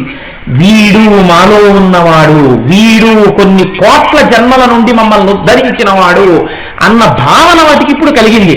కాబట్టి ఇప్పుడు వాటి దగ్గర ఉన్న అత్యుత్తమమైన వస్తువులు ఏమున్నాయో వాటిని ఈశ్వరుడికి ఇచ్చి తృప్తిపడ్డాయి. తనకున్న దారం ఈశ్వరుడికి చుట్టి తృప్తిపడింది. నీ పాద సంసేవాశక్తి, ఇది ఆ మాటకు అర్థం. నువ్వు కూడా ఇది నేర్చుకుంటే నీ దగ్గర చాలా గొప్పది అని లోకమంతా ఏదనుకుంటోందో దాన్ని ఉదారంగా వెదజల్లు. సభని ఈశ్వర స్వరూపంగా చూస్తూ నీ యందు ఏ విభూతి ఈశ్వరుడు ఉందని లోకం నిన్ను గౌరవిస్తోందో దాన్ని నువ్వు సమాజమునకే ఇచ్చేసే ఈశ్వర రూపంగా. అందుకే మన పెద్దలెవ్వరు 4 పాటలు వచ్చనుకోండి ఎక్కడ పాడేవారో తెలుసా అండి? ఆలయంలోకి వచ్చి ఆలయం ముఖమంటపంలో కూర్చుని కీర్తన చేసేవారు. ఒక నాట్యం వచ్చనుకోండి, ఈశ్వరుడికి నృత్యం దర్శయామి వచ్చి అక్కడ నాట్యం చేసేవారు. ఒక పండిత సభ ఉందనుకోండి, దేవాలయంలో చేసేవారు. ఒక ప్రవచనం ఉందనుకోండి, ఈశ్వరుడు గుళ్ళో కూర్చుని అమ్మో నా విద్య ఇందులో ఇదంతా చెప్పచ్చా, కొంత నేను దాచేసుకోవాలి అని దాచుకోరు. విద్య యందు మోహం లేకుండా వెదజల్లి వెళ్ళిపోతారు. తనకి ఏది తెలిసినా ఈశ్వర విభూతులన్నీ ఎక్కడ ఆవిష్కృతమయ్యాయి? దేవాలయమునందే ఆవిష్కృతమయ్యాయి. ఎందుచేత అంటే నీ పాద సంసేవాశక్తి. ఈ ఆసక్తి అన్నది ఏర్పడడానికి మీరు ఒకటి బాగా గుర్తుపెట్టుకోవాలి. ధూర్చటి ఒక గొప్ప విషయాన్ని ప్రతిపాదన చేస్తున్నాడు. ఇది మనుష్యుడు మాత్రమే చేయగలడా? భగవంతుడి యొక్క ఉనికిని మనుష్యుడొక్కడే పట్టుకోగలడా? పట్టుకోనవసరము లేదు. ఈ జన్మలో భగవంతుణ్ణి తెలుసుకుందామన్న ప్రయత్నం చేసి కుతూహలంతో కొంత దూరం వెళ్ళగా శరీరం పడిపోయింది అనుకోండి, అటువంటి వాడు చాలా కాలం ఇంకా కొన్ని జన్మలు తీసుకోలేనని భగవంతుడికి మొరపెడితే అల్పాయుర్దాయము కలిగినటువంటి జంతు స్వరూపంలో పుట్టించి ఆ భక్తిని మాత్రం ఆ పశువుకో ఆ కీటకానికో ఇచ్చి సేవ చేయించుకుని మోక్షం ఇచ్చేస్తాడు ఈశ్వరుడు. రమణ మహర్షి చెప్పారు ఈ విషయం. అందుకే ఆశ్రమంలో తిరిగే పురుగులు, కోళ్ళు, కుక్కలు ఇవన్నీ కూడా సిద్ధ పురుషులు వచ్చారని గుర్తుపెట్టుకోండి అని చెప్పేవారు. అందుకే చూడండి, రమణ మహర్షి వెళ్ళిపోయి ఎన్నో సంవత్సరాలైంది, ఇప్పటికీ రమణ మహర్షి ఆశ్రమంలో చెట్టు మీద నెమలి, కింద పాము, ఒక ప్రాణిని చెనకదు. బ్రహ్మీభూతుడైనటువంటి మహర్షి నడయాడినటువంటి ప్రాంతం ఆ ప్రాంతం. కాబట్టి మీకేం తెలుస్తోంది అంటే, ఇదే శంకరాచార్యులు వారు శివానంద లహరిలో ఒక శ్లోకం చెప్తారు. వటుర్వా గేహీవా ఇతిరపి జటీవా తదితరో నరోవా యత్కచ్చిద్భవతు భవకింతేన భవతి యదీయం మృత్వత్వం యది భవదధీనం పశుపతే తదీయస్వం శంభో భవతి భవభారంచ వాసి. నేను బ్రహ్మచారినండి అని చెప్పి నేను సంధ్యావందనము చెయ్యకుండా బ్రహ్మచారికి ఉండవలసిన లక్షణాలు ఒక్కటి నా యందు లేకపోతే బ్రహ్మచారినైనంత మాత్రాన భగవంతుడు నా యందు ప్రీతితో ఉంటాడా? ఉండడు. నువ్వు అనుకుంటున్నావు బ్రహ్మచారినని, ఈశ్వరుడే నిన్ను బ్రహ్మచారిగా చూడటం. 2, నేను గృహస్థాశ్రమంలో ఉన్నాను, పైకి గృహస్థుకు ఉండవలసిన లక్షణాల్లో 10 లక్షణాలు కూడా నీకు లేవు. నువ్వు అనుకుంటున్నావు గృహస్థునని, ఈశ్వరుడు నిన్ను పెద్ద దొంగగా భావన చేస్తాడు, నిన్ను గృహస్థుగా చూడటం. 3, యతి, నేను సన్యాసిని ఒక ఆయన అనుకున్నాడు కాషాయం కట్టుకుని, కానీ ఉండవలసిన ఆంతర లక్షణములు సన్యాసికి ఉండవలసిన ఆయన ఎందుకు లేవు. ఈశ్వరుడు అనుకోవట్లేదు ఆయన సన్యాసిని, ఆయన అనుకుంటున్నాడు నేను సన్యాసిని. అలాగే ఒక ఆయన పెద్ద జటలు పెంచుకుని నేను జటిని అని ఆయన అనుకుంటున్నాడు. జడలు పెంచుకుంటే జడలు పెరిగాయేమో, నువ్వు పెద్ద జటివని నేను అనుకోవట్లేదు, వైరాగ్యంతో ఉన్నామని నేను అంగీకరించాను అన్నాడు. ఇవన్నీ వెర్రులు. కొంతమందికి ఎలా ఉంటుందో తెలుసా అండి, మాకు ఈ మధ్య భక్తి చాలా ఎక్కువైపోయిందండి, ఎందుకు ఈ సంసారం, భార్యని భర్తని పిల్లల్ని వదిలేద్దాం అనుకుంటున్నాం అంటుంటారు. అదే వైరాగ్యం అంటే? భర్తని పిల్లల్ని వదిలేయడం వైరాగ్యం ఎలా అవుతుందండి? లేకపోతే భార్యని పిల్లల్ని వదిలేయడం వైరాగ్యం ఎలా అవుతుంది? అందుకే శాస్త్రం చెప్పింది వైరాగ్యం అంటే ఏమిటో గాలిని చూసి నేర్చుకోమని చెప్పింది. నీకు శ్రీభాష్యం అపరాచార్య స్వామి వారి గృహస్థాశ్రమంలో ఉండి తరించలేదా? త్యాగరాజ స్వామి వారి గృహస్థాశ్రమంలో తరించలేదా? గాలి వెళ్ళిపోతూ పువ్వులు మించి ఎడుతుంది, పువ్వుల సువాసన గాలిలోకి ఎడుతుంది, ఆగిపోయిందా గాలి? నాకేం సంబంధం లేదని వెళ్ళిపోయింది. అశుద్ధం మీదకి వెళ్ళింది, దుర్వాసన గాలిలోకి వచ్చింది, గాలి ఏం బెంగెట్టుకోలేదు, వెళ్ళిపోయింది. మీలోకి వెళ్ళింది, దుర్వాయువును అంతటినీ తీసుకుంది, బయటకు వచ్చేసింది, గాలి బెంగెట్టుకోలేదు. నేను వెళ్ళండి వాళ్ళలోకి అందే, బుద్ధింకలో కడుతోంది, పాములో కడుతోంది, కుక్కలో కడుతోంది, నక్కలో కడుతోంది, శవంలోంచి కూడా వాయువు బయటకు వచ్చేస్తోంది తప్ప గాలికి సంఘం ఉందా? అన్నిటి మధ్యలో ఉండి దేనితోనూ సంఘం లేకుండా ఉండడం పూర్ణ వైరాగ్యం. జనక మహారాజు గారు చూపించాడు వైరాగ్యం అంటే ఏమిటో, రామచంద్రమూర్తి చూపించాడు వైరాగ్యం అంటే ఏమిటో. కాబట్టి ఆ వైరాగ్య భావన సక్రమమైన పద్ధతిలో అలవాటు పడి అనుష్ఠానము చేసినటువంటి వాడు బ్రహ్మచార, గృహస్థ, జట, సన్యాస ఇవన్నీ పరమేశ్వరుడికి అక్కర్లేదు. నువ్వు భగవంతుని యందు మనసు పెట్టి ఉన్నావా? నీకు ఏది చూసినా భగవంతుడు కనపడుతున్నాడా? ఏది చూసినా మాకు భగవంతుడు ఎలా కనపడతాడండి అని మీరు నన్ను అడగచ్చు. చూడగలిగిన కన్నుంటే ప్రతిదాని యందు నీకు పరమేశ్వరుడే కనపడతాడు. ఇది పరమ సత్యం. మీరు చూడండి, మీకు దాహం వేసినప్పుడు మీరు ఎంత గబగబ గబగబ గబ నీళ్లు తాగుతారో, ఒక కుక్కకి దాహం వేసినప్పుడు అది నాలిక టపటప టపటపలాడించుకుంటూ నీళ్లు తాగడంలో అంతే ఆతృతతో తాగుతుంది. అన్ని ప్రాణుల యందు ఆకలి, దాహము, షడ్వికారములు ఒక్క రూపంలోనే ఉంటాయి. కాబట్టి ఈశ్వర దర్శనం మీరు ఎక్కడ చేస్తారు? కనపడిన ప్రతి వస్తువు యందు మీకు ఈశ్వర దర్శనం అవుతూ ఉంటుంది. అవుతున్నప్పుడు ఆ ఈశ్వరుడికి కృతజ్ఞత ప్రకటించాలన్న ఆసక్తి మీ యందు పెరిగితే, అటువంటి ఆసక్తి కలగడమే ఆ జంతువులు తరించడానికి కారణమైంది. అది లేనప్పుడు నరజన్మలో మనం ఉన్నాం అనుకోండి, మనుష్య జన్మలో ఉన్నాం. ఏమిటి దానివల్ల మీరు కొత్తగా పొందుతున్నటువంటి ఉపయోగం? ఏమైనా కొత్తగా ఉపయోగం ఏమైనా వచ్చేసిందా? బయట కుక్క తింటోంది, ఇంట్లో ఈయన తింటున్నాడు. బయట కుక్క పడుకుంటోంది, ఇంట్లో ఈయన పడుకుంటున్నాడు. కుక్క సంసారం చేస్తోంది, ఈయన సంసారం చేస్తున్నాడు. కుక్కకి పిల్లలు ఉన్నాయి, ఈయనకి పిల్లలు ఉన్నారు. కుక్కకి ఏటీఎం కార్డు తెలియదు, నీకు తెలుసు, అంతే తేడా. కుక్క తన పిల్లల కోసం దాపరికం లేదు, నీకు మాత్రం దాపరికం తెలుసు. 6 తరాల వరకు దాచావు. పాడయ్యావేమో నరజన్మలో ఉండి, తప్ప నరజన్మని నువ్వు సద్వినియోగం చేసుకున్నదేముంది? బుద్ధి చేత నువ్వు ఈశ్వరుడి యొక్క ఆసక్తి నీకు పెరిగితే దానివల్ల నీ జీవితం ధన్యమైనట్టు. లేనినాడు మనుష్య జన్మ వల్ల ఉపయోగం ఏముంది? అందుకే శాస్త్రం పిలిచినప్పుడు పశువులు మనుష్యులు అని పిలవదు. పశువు అందరూ పశువులే అని పిలుస్తాయి. పశుపతి ఒక్కడే పరమేశ్వరుడు అని పిలుస్తుంది. కాబట్టి చూడండి, ఈ విషయాన్ని దూర్జటి మాట్లాడి ఈ నలుగురు మోక్షాన్ని పొందారంటే కారణమేమిటి? నీపాద సంసేవాసక్తియ కాక జంతు తతికిం శ్రీకాళహస్తీశ్వర, నీ పాదముల సేవ చెయ్యాలని ఈ నలుగురు సాలెపురుగు, పాము, ఏనుగు తిన్నడు బాధపడ్డారు. నలుగురు సంతోషంగా నీ సేవ చేశారు, మోక్షాన్ని పొందారు. కాబట్టి ఇది కావలసింది. మరి ఇన్ని చెప్తున్నావు కదా దుర్జటి, ఇంత గొప్ప పద్యం చెప్పావు కదా, మరి నువ్వు కూడా ఇలా చేయలేకపోయావా? మరి నువ్వెందుకు వేశ్యవాడలకు తిరుగుతూ ఉంటావు? మరి నువ్వెందుకు సంసారంలో ఉండి రాయల వారిని సేవించి వాళ్ళు ఇచ్చిన డబ్బట్టుకొచ్చి ఇల్లు కట్టుకుని పిల్లలని మరి నువ్వెందుకు ఉండిపోయావు ఇలాగా అని అంటావేమో శంకర. అమ్మ బాబోయ్, దూర్జటి లాంటి కన్ఫెషన్, దూర్జటిలా మనసు విప్పి మాట్లాడిన వాడు ఎవరుంటాడండి? శంకరుడు ముందు దాపరికం లేకుండా చెప్పాడు. నాకైతే అనిపిస్తుంది అసలు పూజలో ప్రతిరోజు చెప్పుకోవలసిన పద్యం ఏమైనా ఉంటే ఇదే అనిపిస్తుంది.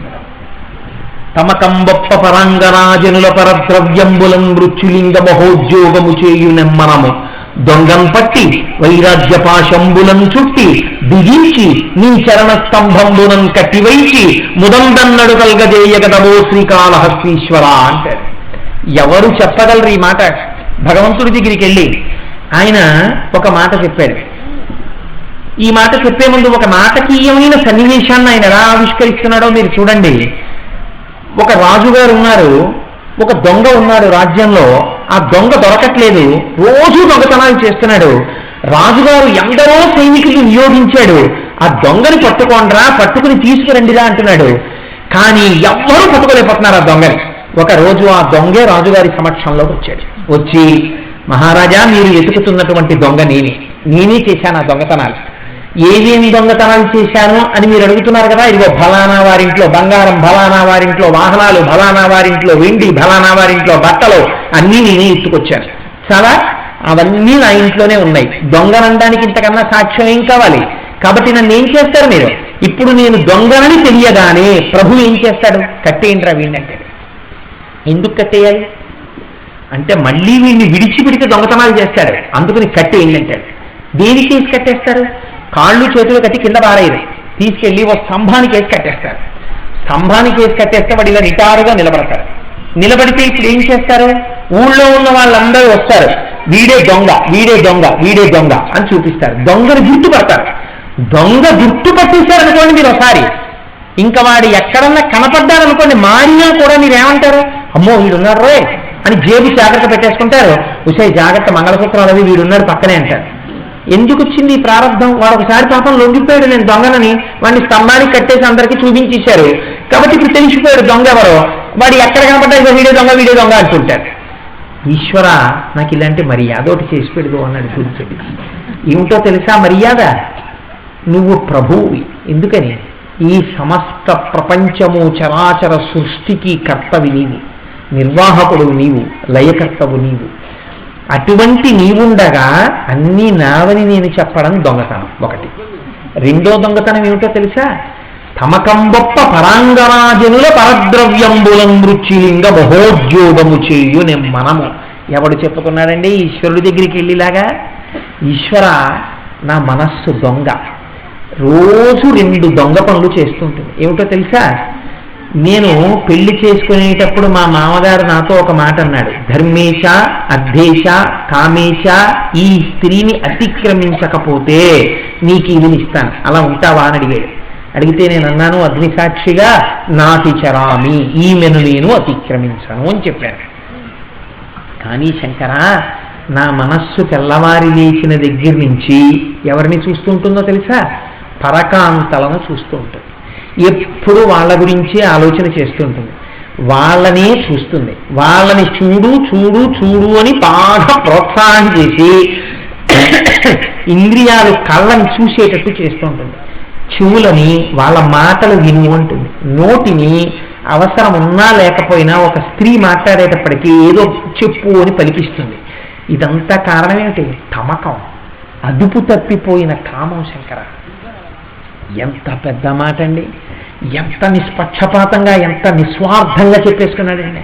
మీరు సమాజంలో చూడండి, పురుషుడికి ఉపకారం చేసే పురుషుడి కన్నా స్త్రీకి ఉపకారం చేసే పురుషులు చాలామంది ఉంటారు. ట్రైన్లలో, బస్ స్టాండ్లలో, ఎక్కడ చూడండి.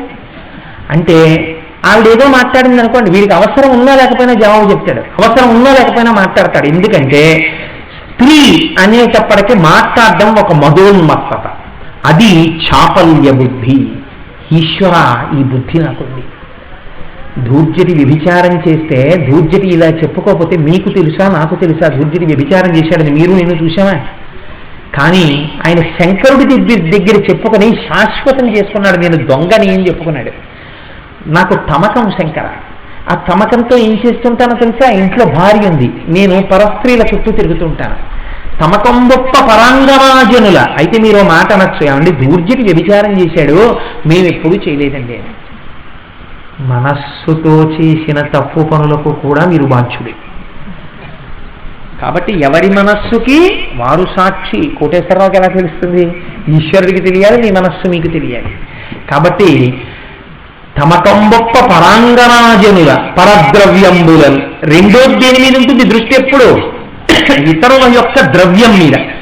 ఆయన కారులా నా కారు ఇప్పుడు, ఆయన మేడలా నేను ఎప్పుడు మేడ కడతాను, ఆయనకున్నంత డబ్బులా నాకు ఇప్పుడు డబ్బు ఉంటుంది, నేను కూడా అంతంత చెక్ బుక్లు ఎప్పుడు ఉంటాయి, నాకు అన్ని పొలాలు ఎప్పుడు ఉంటాయి అని అవకాశం చిక్కిందా దొంగతనం.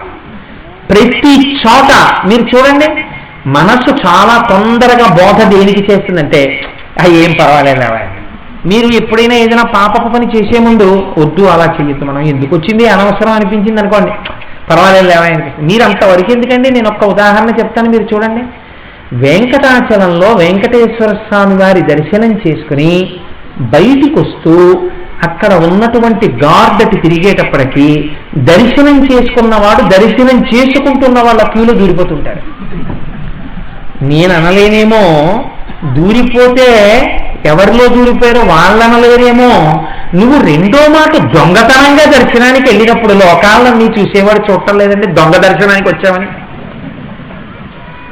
ఇంకా కొంతమంది చక్ర పొంగలు ఇస్తుంటే నాకు చక్ర పొంగలు ఇస్తామండి అని ఇలా చెయ్యెట్టి ముందు ఆయన పక్క నుంచి చెయ్యెట్టి చక్ర పొంగలు తీసుకుని వెనక్కి పెట్టి లైన్లో వచ్చి మళ్ళీ వచ్చేయి ఎడం చేతిలోకి మార్చుకుని. నేను అలా ఎంతమందిని చూశానో వెంకటాచలంలో. ఎందుకంత దరిద్రం? ఇంకా కొంతమంది అక్కడ ఏదో పులిహార ఇస్తూ ఉంటారు, పక్కన చక్ర పొంగల్ ఉంటుంది, 10 రూపాయల కాగితం ఇచ్చి కొంచెం చక్ర పొంగల్ ఇవ్వండి, కొంచెం చక్ర పొంగల్ ఇవ్వండి అన్న. అక్కడ నువ్వు ప్రసాదం తింటున్నావా? హోటల్లో తిన్నట్టు ఇడ్లీ దోశ తిన్నట్టు చక్ర పొంగలి పులిహార తినడానికి వచ్చావా? నువ్వు ప్రసాదం నీకు ఇచ్చింది ప్రసాదం, నువ్వు కళ్ళకద్దుకుని నోట్లో వేసుకుని వెళ్ళిపోవాలంతే. కాబట్టి ఎక్కడికి వెళ్ళినా దొంగతనమే. ఎక్కడ మనం సక్రమంగా ఉండడం అన్నది జరగదు. అవకాశం దొరకాలి, కానీ అర్ధరాత్రి వేళ రోడ్లో ఎత్తుకుపోవడానికి ఒక్కడు చాలు, తెల్లవారిన తర్వాత దాన్ని సాయం పట్టి 4 అడుగులు తోయడానికి 5 వారు. దొంగతనం అంటే మాత్రం చెయ్యనివాడు ప్రపంచంలో ఎక్కడున్నాడండి? దొంగతనం చెయ్యనివాడు సృష్టిలో లేడు, ఎప్పుడూ ఉంటాడు. కాబట్టి నా మనస్సుకున్న లక్షణమేమి ఇది చెప్తున్నాడు ధూర్జటి. ఆయన నువ్వు దొంగతనం బాహ్యంలో చేశావా చేయలేదా దీని గురించి ప్రస్తావన చేయట్లేదు. నా మనస్సు ఎప్పుడు ఏమంటుందో తెలుసా? ఇంకోళ్ళకి ఏదో ఉంది, అది మనకు ఎలా వస్తుంది, వాళ్ళకి ఇది ఉంది, మనకు ఎలా వస్తుంది. కాబట్టి ఎప్పుడూ నా మనస్సు దొంగతనాల వైపు తిరుగుతుంటుంది. పరుల డబ్బు ఎలా పట్టుకొచ్చేద్దాం, పరుల యొక్క స్త్రీలను ఎలా తీసుకొచ్చి అనుభవిద్దాం, ఈ 2 విషయాల మీద నా మనస్సు ఉంది. కాబట్టి నాకున్న దానితో తృప్తి చెందకుండా పరులవి పట్టుకొచ్చి తనవిగా అనుభవించాలనుకున్నవాడు దొంగే కదా ఈశ్వర. నేనే ఆ దొంగని, ఇన్నాళ్ళ నుంచి చేస్తున్నాను ఆ దొంగతనం. ఎందుకు చేస్తున్నావంటావేమో, తమకం. ఎరా నీకు ఏం లోటు? నీకు భార్య ఉంది కదా, మరి ఎందుకు తిరుగుతుంటావు బయట? తమకం. నేను నీకు తినడానికి ఇచ్చాను కదా, ఉండడానికి ఇచ్చాను కదా, ఇంకా ఎందుకు అలా మేడలో ఇంకా చూస్తూ ఇలాంటి మేడలు ఉంటే జీవితం ఎంత బాగుందో అంటావు? తమకం. తమకం గొప్ప. ఎవరు వేయగలరండి ఈ మాట? ఎంత దాచుకోకుండా చెప్పేశారండి శంకరుడి దగ్గరికి వెళ్ళి. తమకం గొప్ప పరాంగనాజనుల పరద్రవ్యంబులం రుచిలింగ మహోద్యోగము చేయు నెమ్మరము దొంగను పట్టి. కాబట్టి ఈశ్వర, ఈ మనస్సు దొంగ, ఈ మనస్సు దొంగని తెలిసిపోయింది. ఇప్పుడు నువ్వేం చేయాలి? తాళ్ళేసి కట్టేయాలి. ఏం తాళ్ళేసి కడతావు? మామూలు తాళ్ళేసి కట్టద్దు శంకర, వైరాగ్య పాశంబులను చుట్టి. ఎంత గొప్ప మాట వేశారో చూడండి ఇక్కడ. నాకు వైరాగ్యం ఈ శంకర అంటలేదు, వైరాగ్య పాశాలు వేసి కట్టే, గట్టిగా కట్టేస్తే ఏమవుతుంది? ఇట్రా ఇవన్నీ కట్టుకుపోతావురా, ఏ క్షణం ఇదో. ఆయనే అంటారు శ్రీకాళహస్తీశ్వర శతకంలో ఒక చోట, ఇన్నేళ్లుంటిది మీ గంటిది కనేన వారి రక్షించదన్ అంటాడు. ఇన్నాళ్ళు ఉన్నాను, ఏమిటి సాధించేసింది? ఇంకా ఉండిపోతే నేను సాధించేసింది ఏమిటి? ఏ క్షణంలో ఈ శరీరం పడిపోతుందో తెలియదు. అయ్యయ్యయ్యో శంకర, ఎండగా ఉంటే నీడలోకి పరిగెత్తమంటుంది, వాన పడుతుంటే అక్షారంలోకి పరిగెత్తమంటుంది, కొంచెం ఆహారం కాస్త ఆలస్యం అయితే పెట్టంటుంది, చలేస్తే కుంపటి పెట్టంటుంది. నిరంతరం వేధించే ఈ శరీరాన్ని చూసుకుని పొంగిపోతూ దీంట్లో ఉండిపోవాలని ఒక్క బిల్వదళం కూడా నీ మీద వేయకుండా ఎంత పొంగిపోతారా ఈ జనం అంటాడు దుర్జటి. కాబట్టి మహోద్యోగము చేయునెమ్మనము, ఈ దొంగతనం చేస్తున్న నన్ను వైరాగ్య పాశాలతో కట్టు. వైరాగ్యం అంటే ఏంటి? అన్నీ ఉంటాయి కానీ తానేమీ లేనివాడుగా ఉంటాడు. అంటే ఎలా ఉంటాడో తెలుసా అండి? ఏంటివన్నీ ఈశ్వరుడు ఇచ్చాడు ఏమిటో, ఈ సంబంధాలన్నీ కాలంలో వచ్చాయి, కాలంలో వెళ్ళిపోతాయి, ఇవేవీ శాశ్వతం కాదు. నా సంబంధం అంతా ఎవరితో? శంకరుడితో. నేను ఎవరికి చెందినవాడను? నేను కేవలం భగవంతుడికి చెందినవాడను. ఈ అనుబంధాలో ఈశ్వరుడు ఇచ్చాడు, ఈ ఐశ్వర్యమో ఈశ్వరుడు ఇచ్చాడు. ఓ ఇల్లు కట్టుకున్నాడు, మంచిదే, ఈశ్వరుడు ఐశ్వర్యం ఇచ్చాడు, ఇది ఈశ్వరుడు ఇచ్చాడండి ఇల్లు అంటాడు. తను తిన్నాడు, ఈశ్వరుడు పెట్టాడంటాడు. పైకి చెప్పక్కర్లేదు, తనకు అరిగింది, ఈశ్వరుడు అరిగించాడంటాడు. తాను ఏదో మంచి మాట చెప్పాడు, ఈశ్వరుడు చెప్పించాడంటాడు. ఓ పాట పాడతాడు, ఈశ్వరుడు పాడించాడంటాడు. ఏది జరిగినా ముందు ఈశ్వరుణ్ణి తగిలిస్తూ ఉంటాడు, ఇదంతా ఈశ్వరుడు ఇచ్చాడంటాడు. నీది? నాదేముందంటే నాదన్నది ఏం లేదు, ఇదే నేను గాను, అన్నీ ఈశ్వరుడు ఏనండి అంటుంటాడు. కాబట్టి ఇప్పుడు కష్టం వచ్చింది, ఏ జన్మలోనో పాపం చేశానండి, ఈశ్వరుడికి ఇచ్చాడంటాడు. సుఖం వచ్చింది, ఈశ్వరుడు ఇచ్చాడంటాడు. కష్టం సుఖంగా కావాలి, ఈశ్వరుడే చేస్తాడండి అంటాడు. సుఖం కష్టంగా మారిపోతే ఎప్పుడో తప్పు చేశానండి, ఈశ్వరుడు ఇలా శిక్ష చేసి నన్ను రక్షిస్తున్నాడు చూశారా అంటాడు. కాబట్టి ఇప్పుడు ఏమైంది? ద్వంద్వములకు గురికాడు, అన్నిటా ఒకలాగే ఉంటాడు. ఇలా ఉండగలిగినటువంటి స్థితికి వైరాగ్యం అని పేరు. ఇది చాలా కష్టం అండి.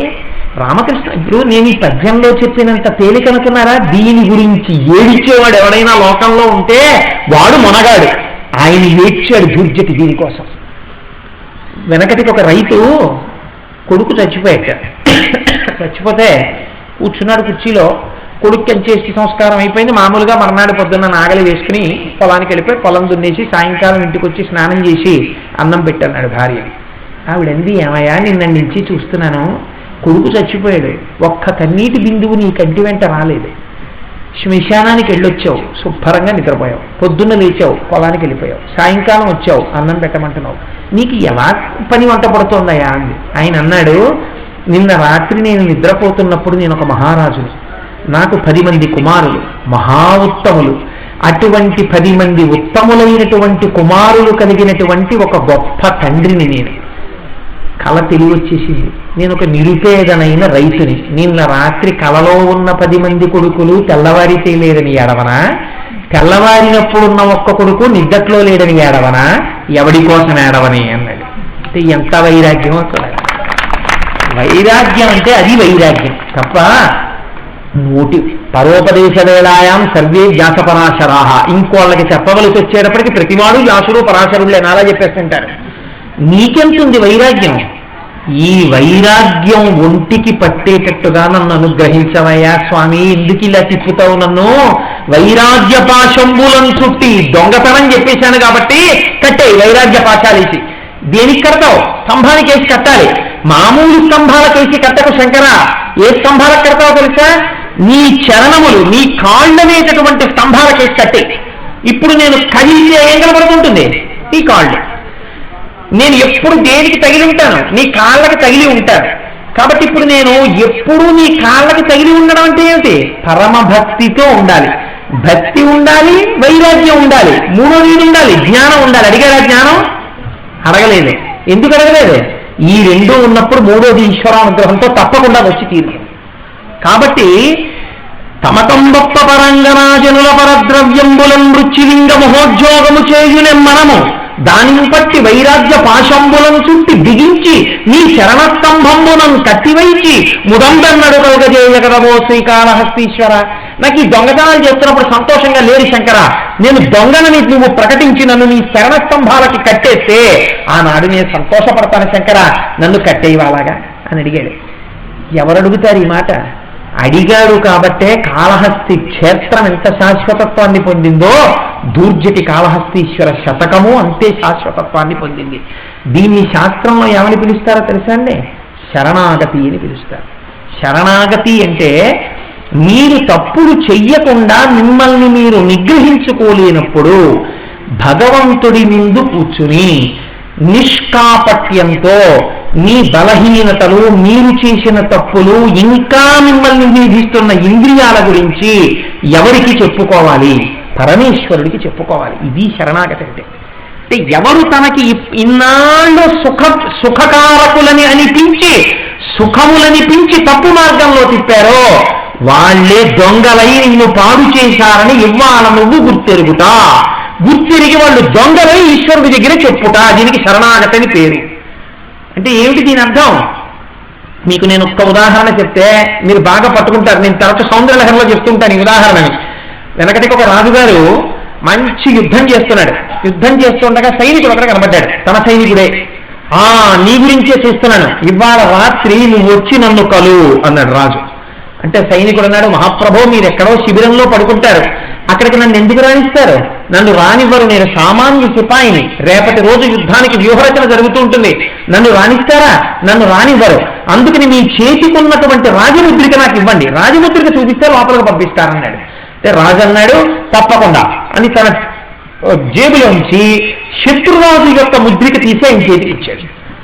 అది చూసి హడిలిపోయి ఈయన అన్నాడు, అమ్మ బాబో ఇది శత్రురాజుల యొక్క ముద్రిక, ఇది కానీ తీస్తే ముందు మన వాళ్ళు నన్ను కట్టేస్తారన్నాడు. నీకేం పర్వాలేదు, ఇవాళ రాత్రి నువ్వు నన్ను కలుస్తానని ఎవ్వరిని అడక్కో. ఏం చేస్తావో తెలుసా? నేను పడుకున్న శిబిరానికి చుట్టూ ఈ ఉంగరం చేత్తో పట్టుకుని అటు ఇటు తిరుగుతుండు, అందరికన్నా ముందు నువ్వే నా దగ్గరికి వస్తావు అన్నాడు. రాత్రి అయింది, రాజుగారు శిబిరంలో ఉన్నారు, మంత్రి గారు, సేనాపతి అందరూ మాట్లాడుతున్నారు.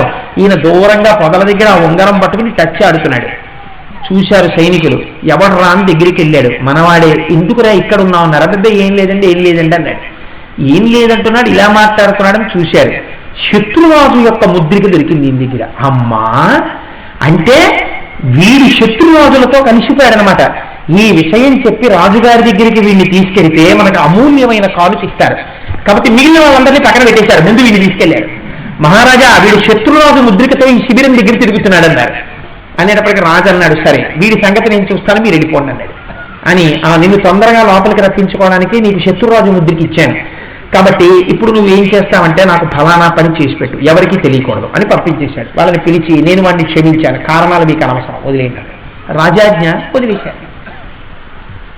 శత్రురాజముద్ర దగ్గర ఉన్నవాడు తొందరగా రాజదర్శనం చేసుకున్నట్టే సుఖాలు అన్న పేరుతో మనస్సు ఇంద్రియములను పట్టుకొని మీరు అనుభవించకూడనటువంటి సుఖస్థానముల పట్ల మిమ్మల్ని ఇంతకాలము తిప్పితే తెలుసుకోలేక సుఖమని మీరు తిరిగితే ఇన్నాళ్లకి మీకు గురువాక్య శ్రవణము చేత ఈశ్వరానుగ్రహము చేత నేను పొందిన సుఖములు చాలా పాపభూయిష్టములు, ఆ ఇంద్రియముల వలన నేనటువంటి సుఖములను పొందరాదు అని మీరు తెలుసుకుంటే మీరు వెళ్ళి ఈశ్వరుడి దగ్గర నేను చేసినవి పాపములు, ఆ పాపములు నా ఇంద్రియముల యొక్క అలజడి వలన మనస్సు వలన చేశానని ఈశ్వరుడికి చెప్పడమే శత్రురాజు ఉంగరం పెట్టుకుని రాజుగారి దగ్గరికి వెళ్ళడం. ఇప్పుడు ఏమైంది? ఈశ్వర దర్శనం అయింది. మీరు ప్రభువు మిమ్మల్ని మీవాణ్ణి చేసుకుంటాడు. ఎందుకు చేసుకుంటాడు? మీరు శరణాగతి చేశారు, నన్ను నేను రక్షించుకోలేను, నువ్వే రక్షించాలి. దూర్జటి ఈ పని చేశాడు. ఎంత జ్ఞానం ఉన్నా ఎంత భక్తి ఉన్నా చీకటి పడితే కామానికి లొంగిపోతున్నాను, చెయ్యకూడని తప్పులు చేస్తున్నాను. శంకర నీ దగ్గరికి వచ్చి చెప్పుకుంటున్నాను. తమకం గొప్ప పరంగరాజనుల పరద్రవ్యంబులం మృత్యులింగ మహోద్యోగము చేయు నెమ్మనము దానింపట్టి వైరాగ్య పాశంబులం చుట్టి బిగించి నీ చరణస్తంభంబునం కట్టివయించి ముదంబెన్నడు కలగజేయగదవో శ్రీకాళహస్తీశ్వర. ఈశ్వర నన్ను నీ చరణ స్తంభాలకేసి కట్టేసి ఎప్పుడైనా నాకు సంతోషాన్ని ఇస్తావు, నన్ను నీ పాదాలకేసి కట్టేసుకో శంకర అని అడిగాడు. శరణాగతి చేశాడు. అందుకే దూర్జటికి ఉన్నటువంటి సమస్త వికారములు వదిలిపోయి మహాభక్తుడై పరమశివుల్లోకి కలిసిపోయాడు. కాళహస్తీశ్వర శతకం శాశ్వతత్వాన్ని పొందింది. కేవలము శంకరుణ్ణి స్తోత్రం చేయలేదు, మనందరం ఏ పద్యాలు చదువుకోవాలో, మనమే స్థితిలో ఉన్నామో అదే స్థితిలో ఉన్న దుర్జిటి మార్గాన్ని తాను తెలుసుకున్నాడు. తెలుసుకుని మనమందరం ఏ మార్గంలో వెళ్ళాలో ఆ మార్గాన్ని శంకరుడి దగ్గర నిలబడి స్తోత్రం చేశాడు. ఇంత నిజాయితీగా చెప్పుకున్న వాళ్ళు ఎవరండి? ఎవరైనా మేము ఇంత వాళ్ళం, మేము అంత వాళ్ళం అని చెప్పిన వాళ్లే కానీ నేను ఈ స్థితిలో ఉన్నానని చెప్పి భగవంతుడి దగ్గర పద్యం చెప్పిన వాళ్ళు ఎవరున్నారు? ఇది మహానుభావుడు ధూర్జటి యొక్క గొప్పతనం. కాబట్టి ధూర్జటి పద్యం ఒక్కొక్కటి వింటుంటే మన జీవితం ఉద్ధరణ పొందడానికి కావలసినటువంటి మార్గాలు మనకు దొరుకుతాయి. కాబట్టి ఒక 5 రోజుల పాటు ఆ ధూర్జటి కాళహస్తీశ్వర శతకంలో పద్యాలనే తీసుకుని వ్యాఖ్యానం చెయ్యాలి అని అనుకున్నాం. ఇవాళ రోజున ఒక 2 పద్యాల గురించి మీకు ప్రస్తావన చేశాను. ఇవాళ కాళహస్తి క్షేత్రం గురించి ప్రస్తావన చేయడంలో కొంత ఎక్కువ సమయాన్ని వాడుకోవాల్సి వచ్చింది. రేపటి రోజున కాళహస్తీశ్వర శతకంలోంచి పరమేశ్వరుడు నా చేత ఏవి పలికిస్తే ఆ పద్యాలని కొన్నింటిని మీకు వ్యాఖ్యానం చేసేటటువంటి శక్తిని ఈశ్వరుడు కటాక్షించుగాక అని భగవంతుడి పాదములు పట్టి ప్రార్థన చేస్తూ మంగళాశాసన పరై మదాచార్య పురోగమై సర్వైశ్చ పూర్వైరాచార్యై కృపాయాస్తు మంగళం. మంగళం కోసలేంద్రాయ మహనీయ గుణాత్మనే చక్రవర్తి తనూజాయ సర్వభౌమాయ మంగళం. ఉమాకాంతాయ కాంతాయ కామితార్థప్రదాయినే శ్రీగిరీశాయ దేవాయ మలినాథాయ మంగళం. కరచరణ కృతం వా కర్మభక్కాదిజం వా శ్రవణనైనజం వా మానసం వాపరాధం విహితమవిహితం వా సర్వమేత్తక్షమస్వ శివ శివ కరుణాబ్ధే శ్రీ మహాదేవ శంభో. సర్వం శ్రీ ఉమామహేశ్వర పరబ్రహ్మార్పణమస్తు. స్వస్తి.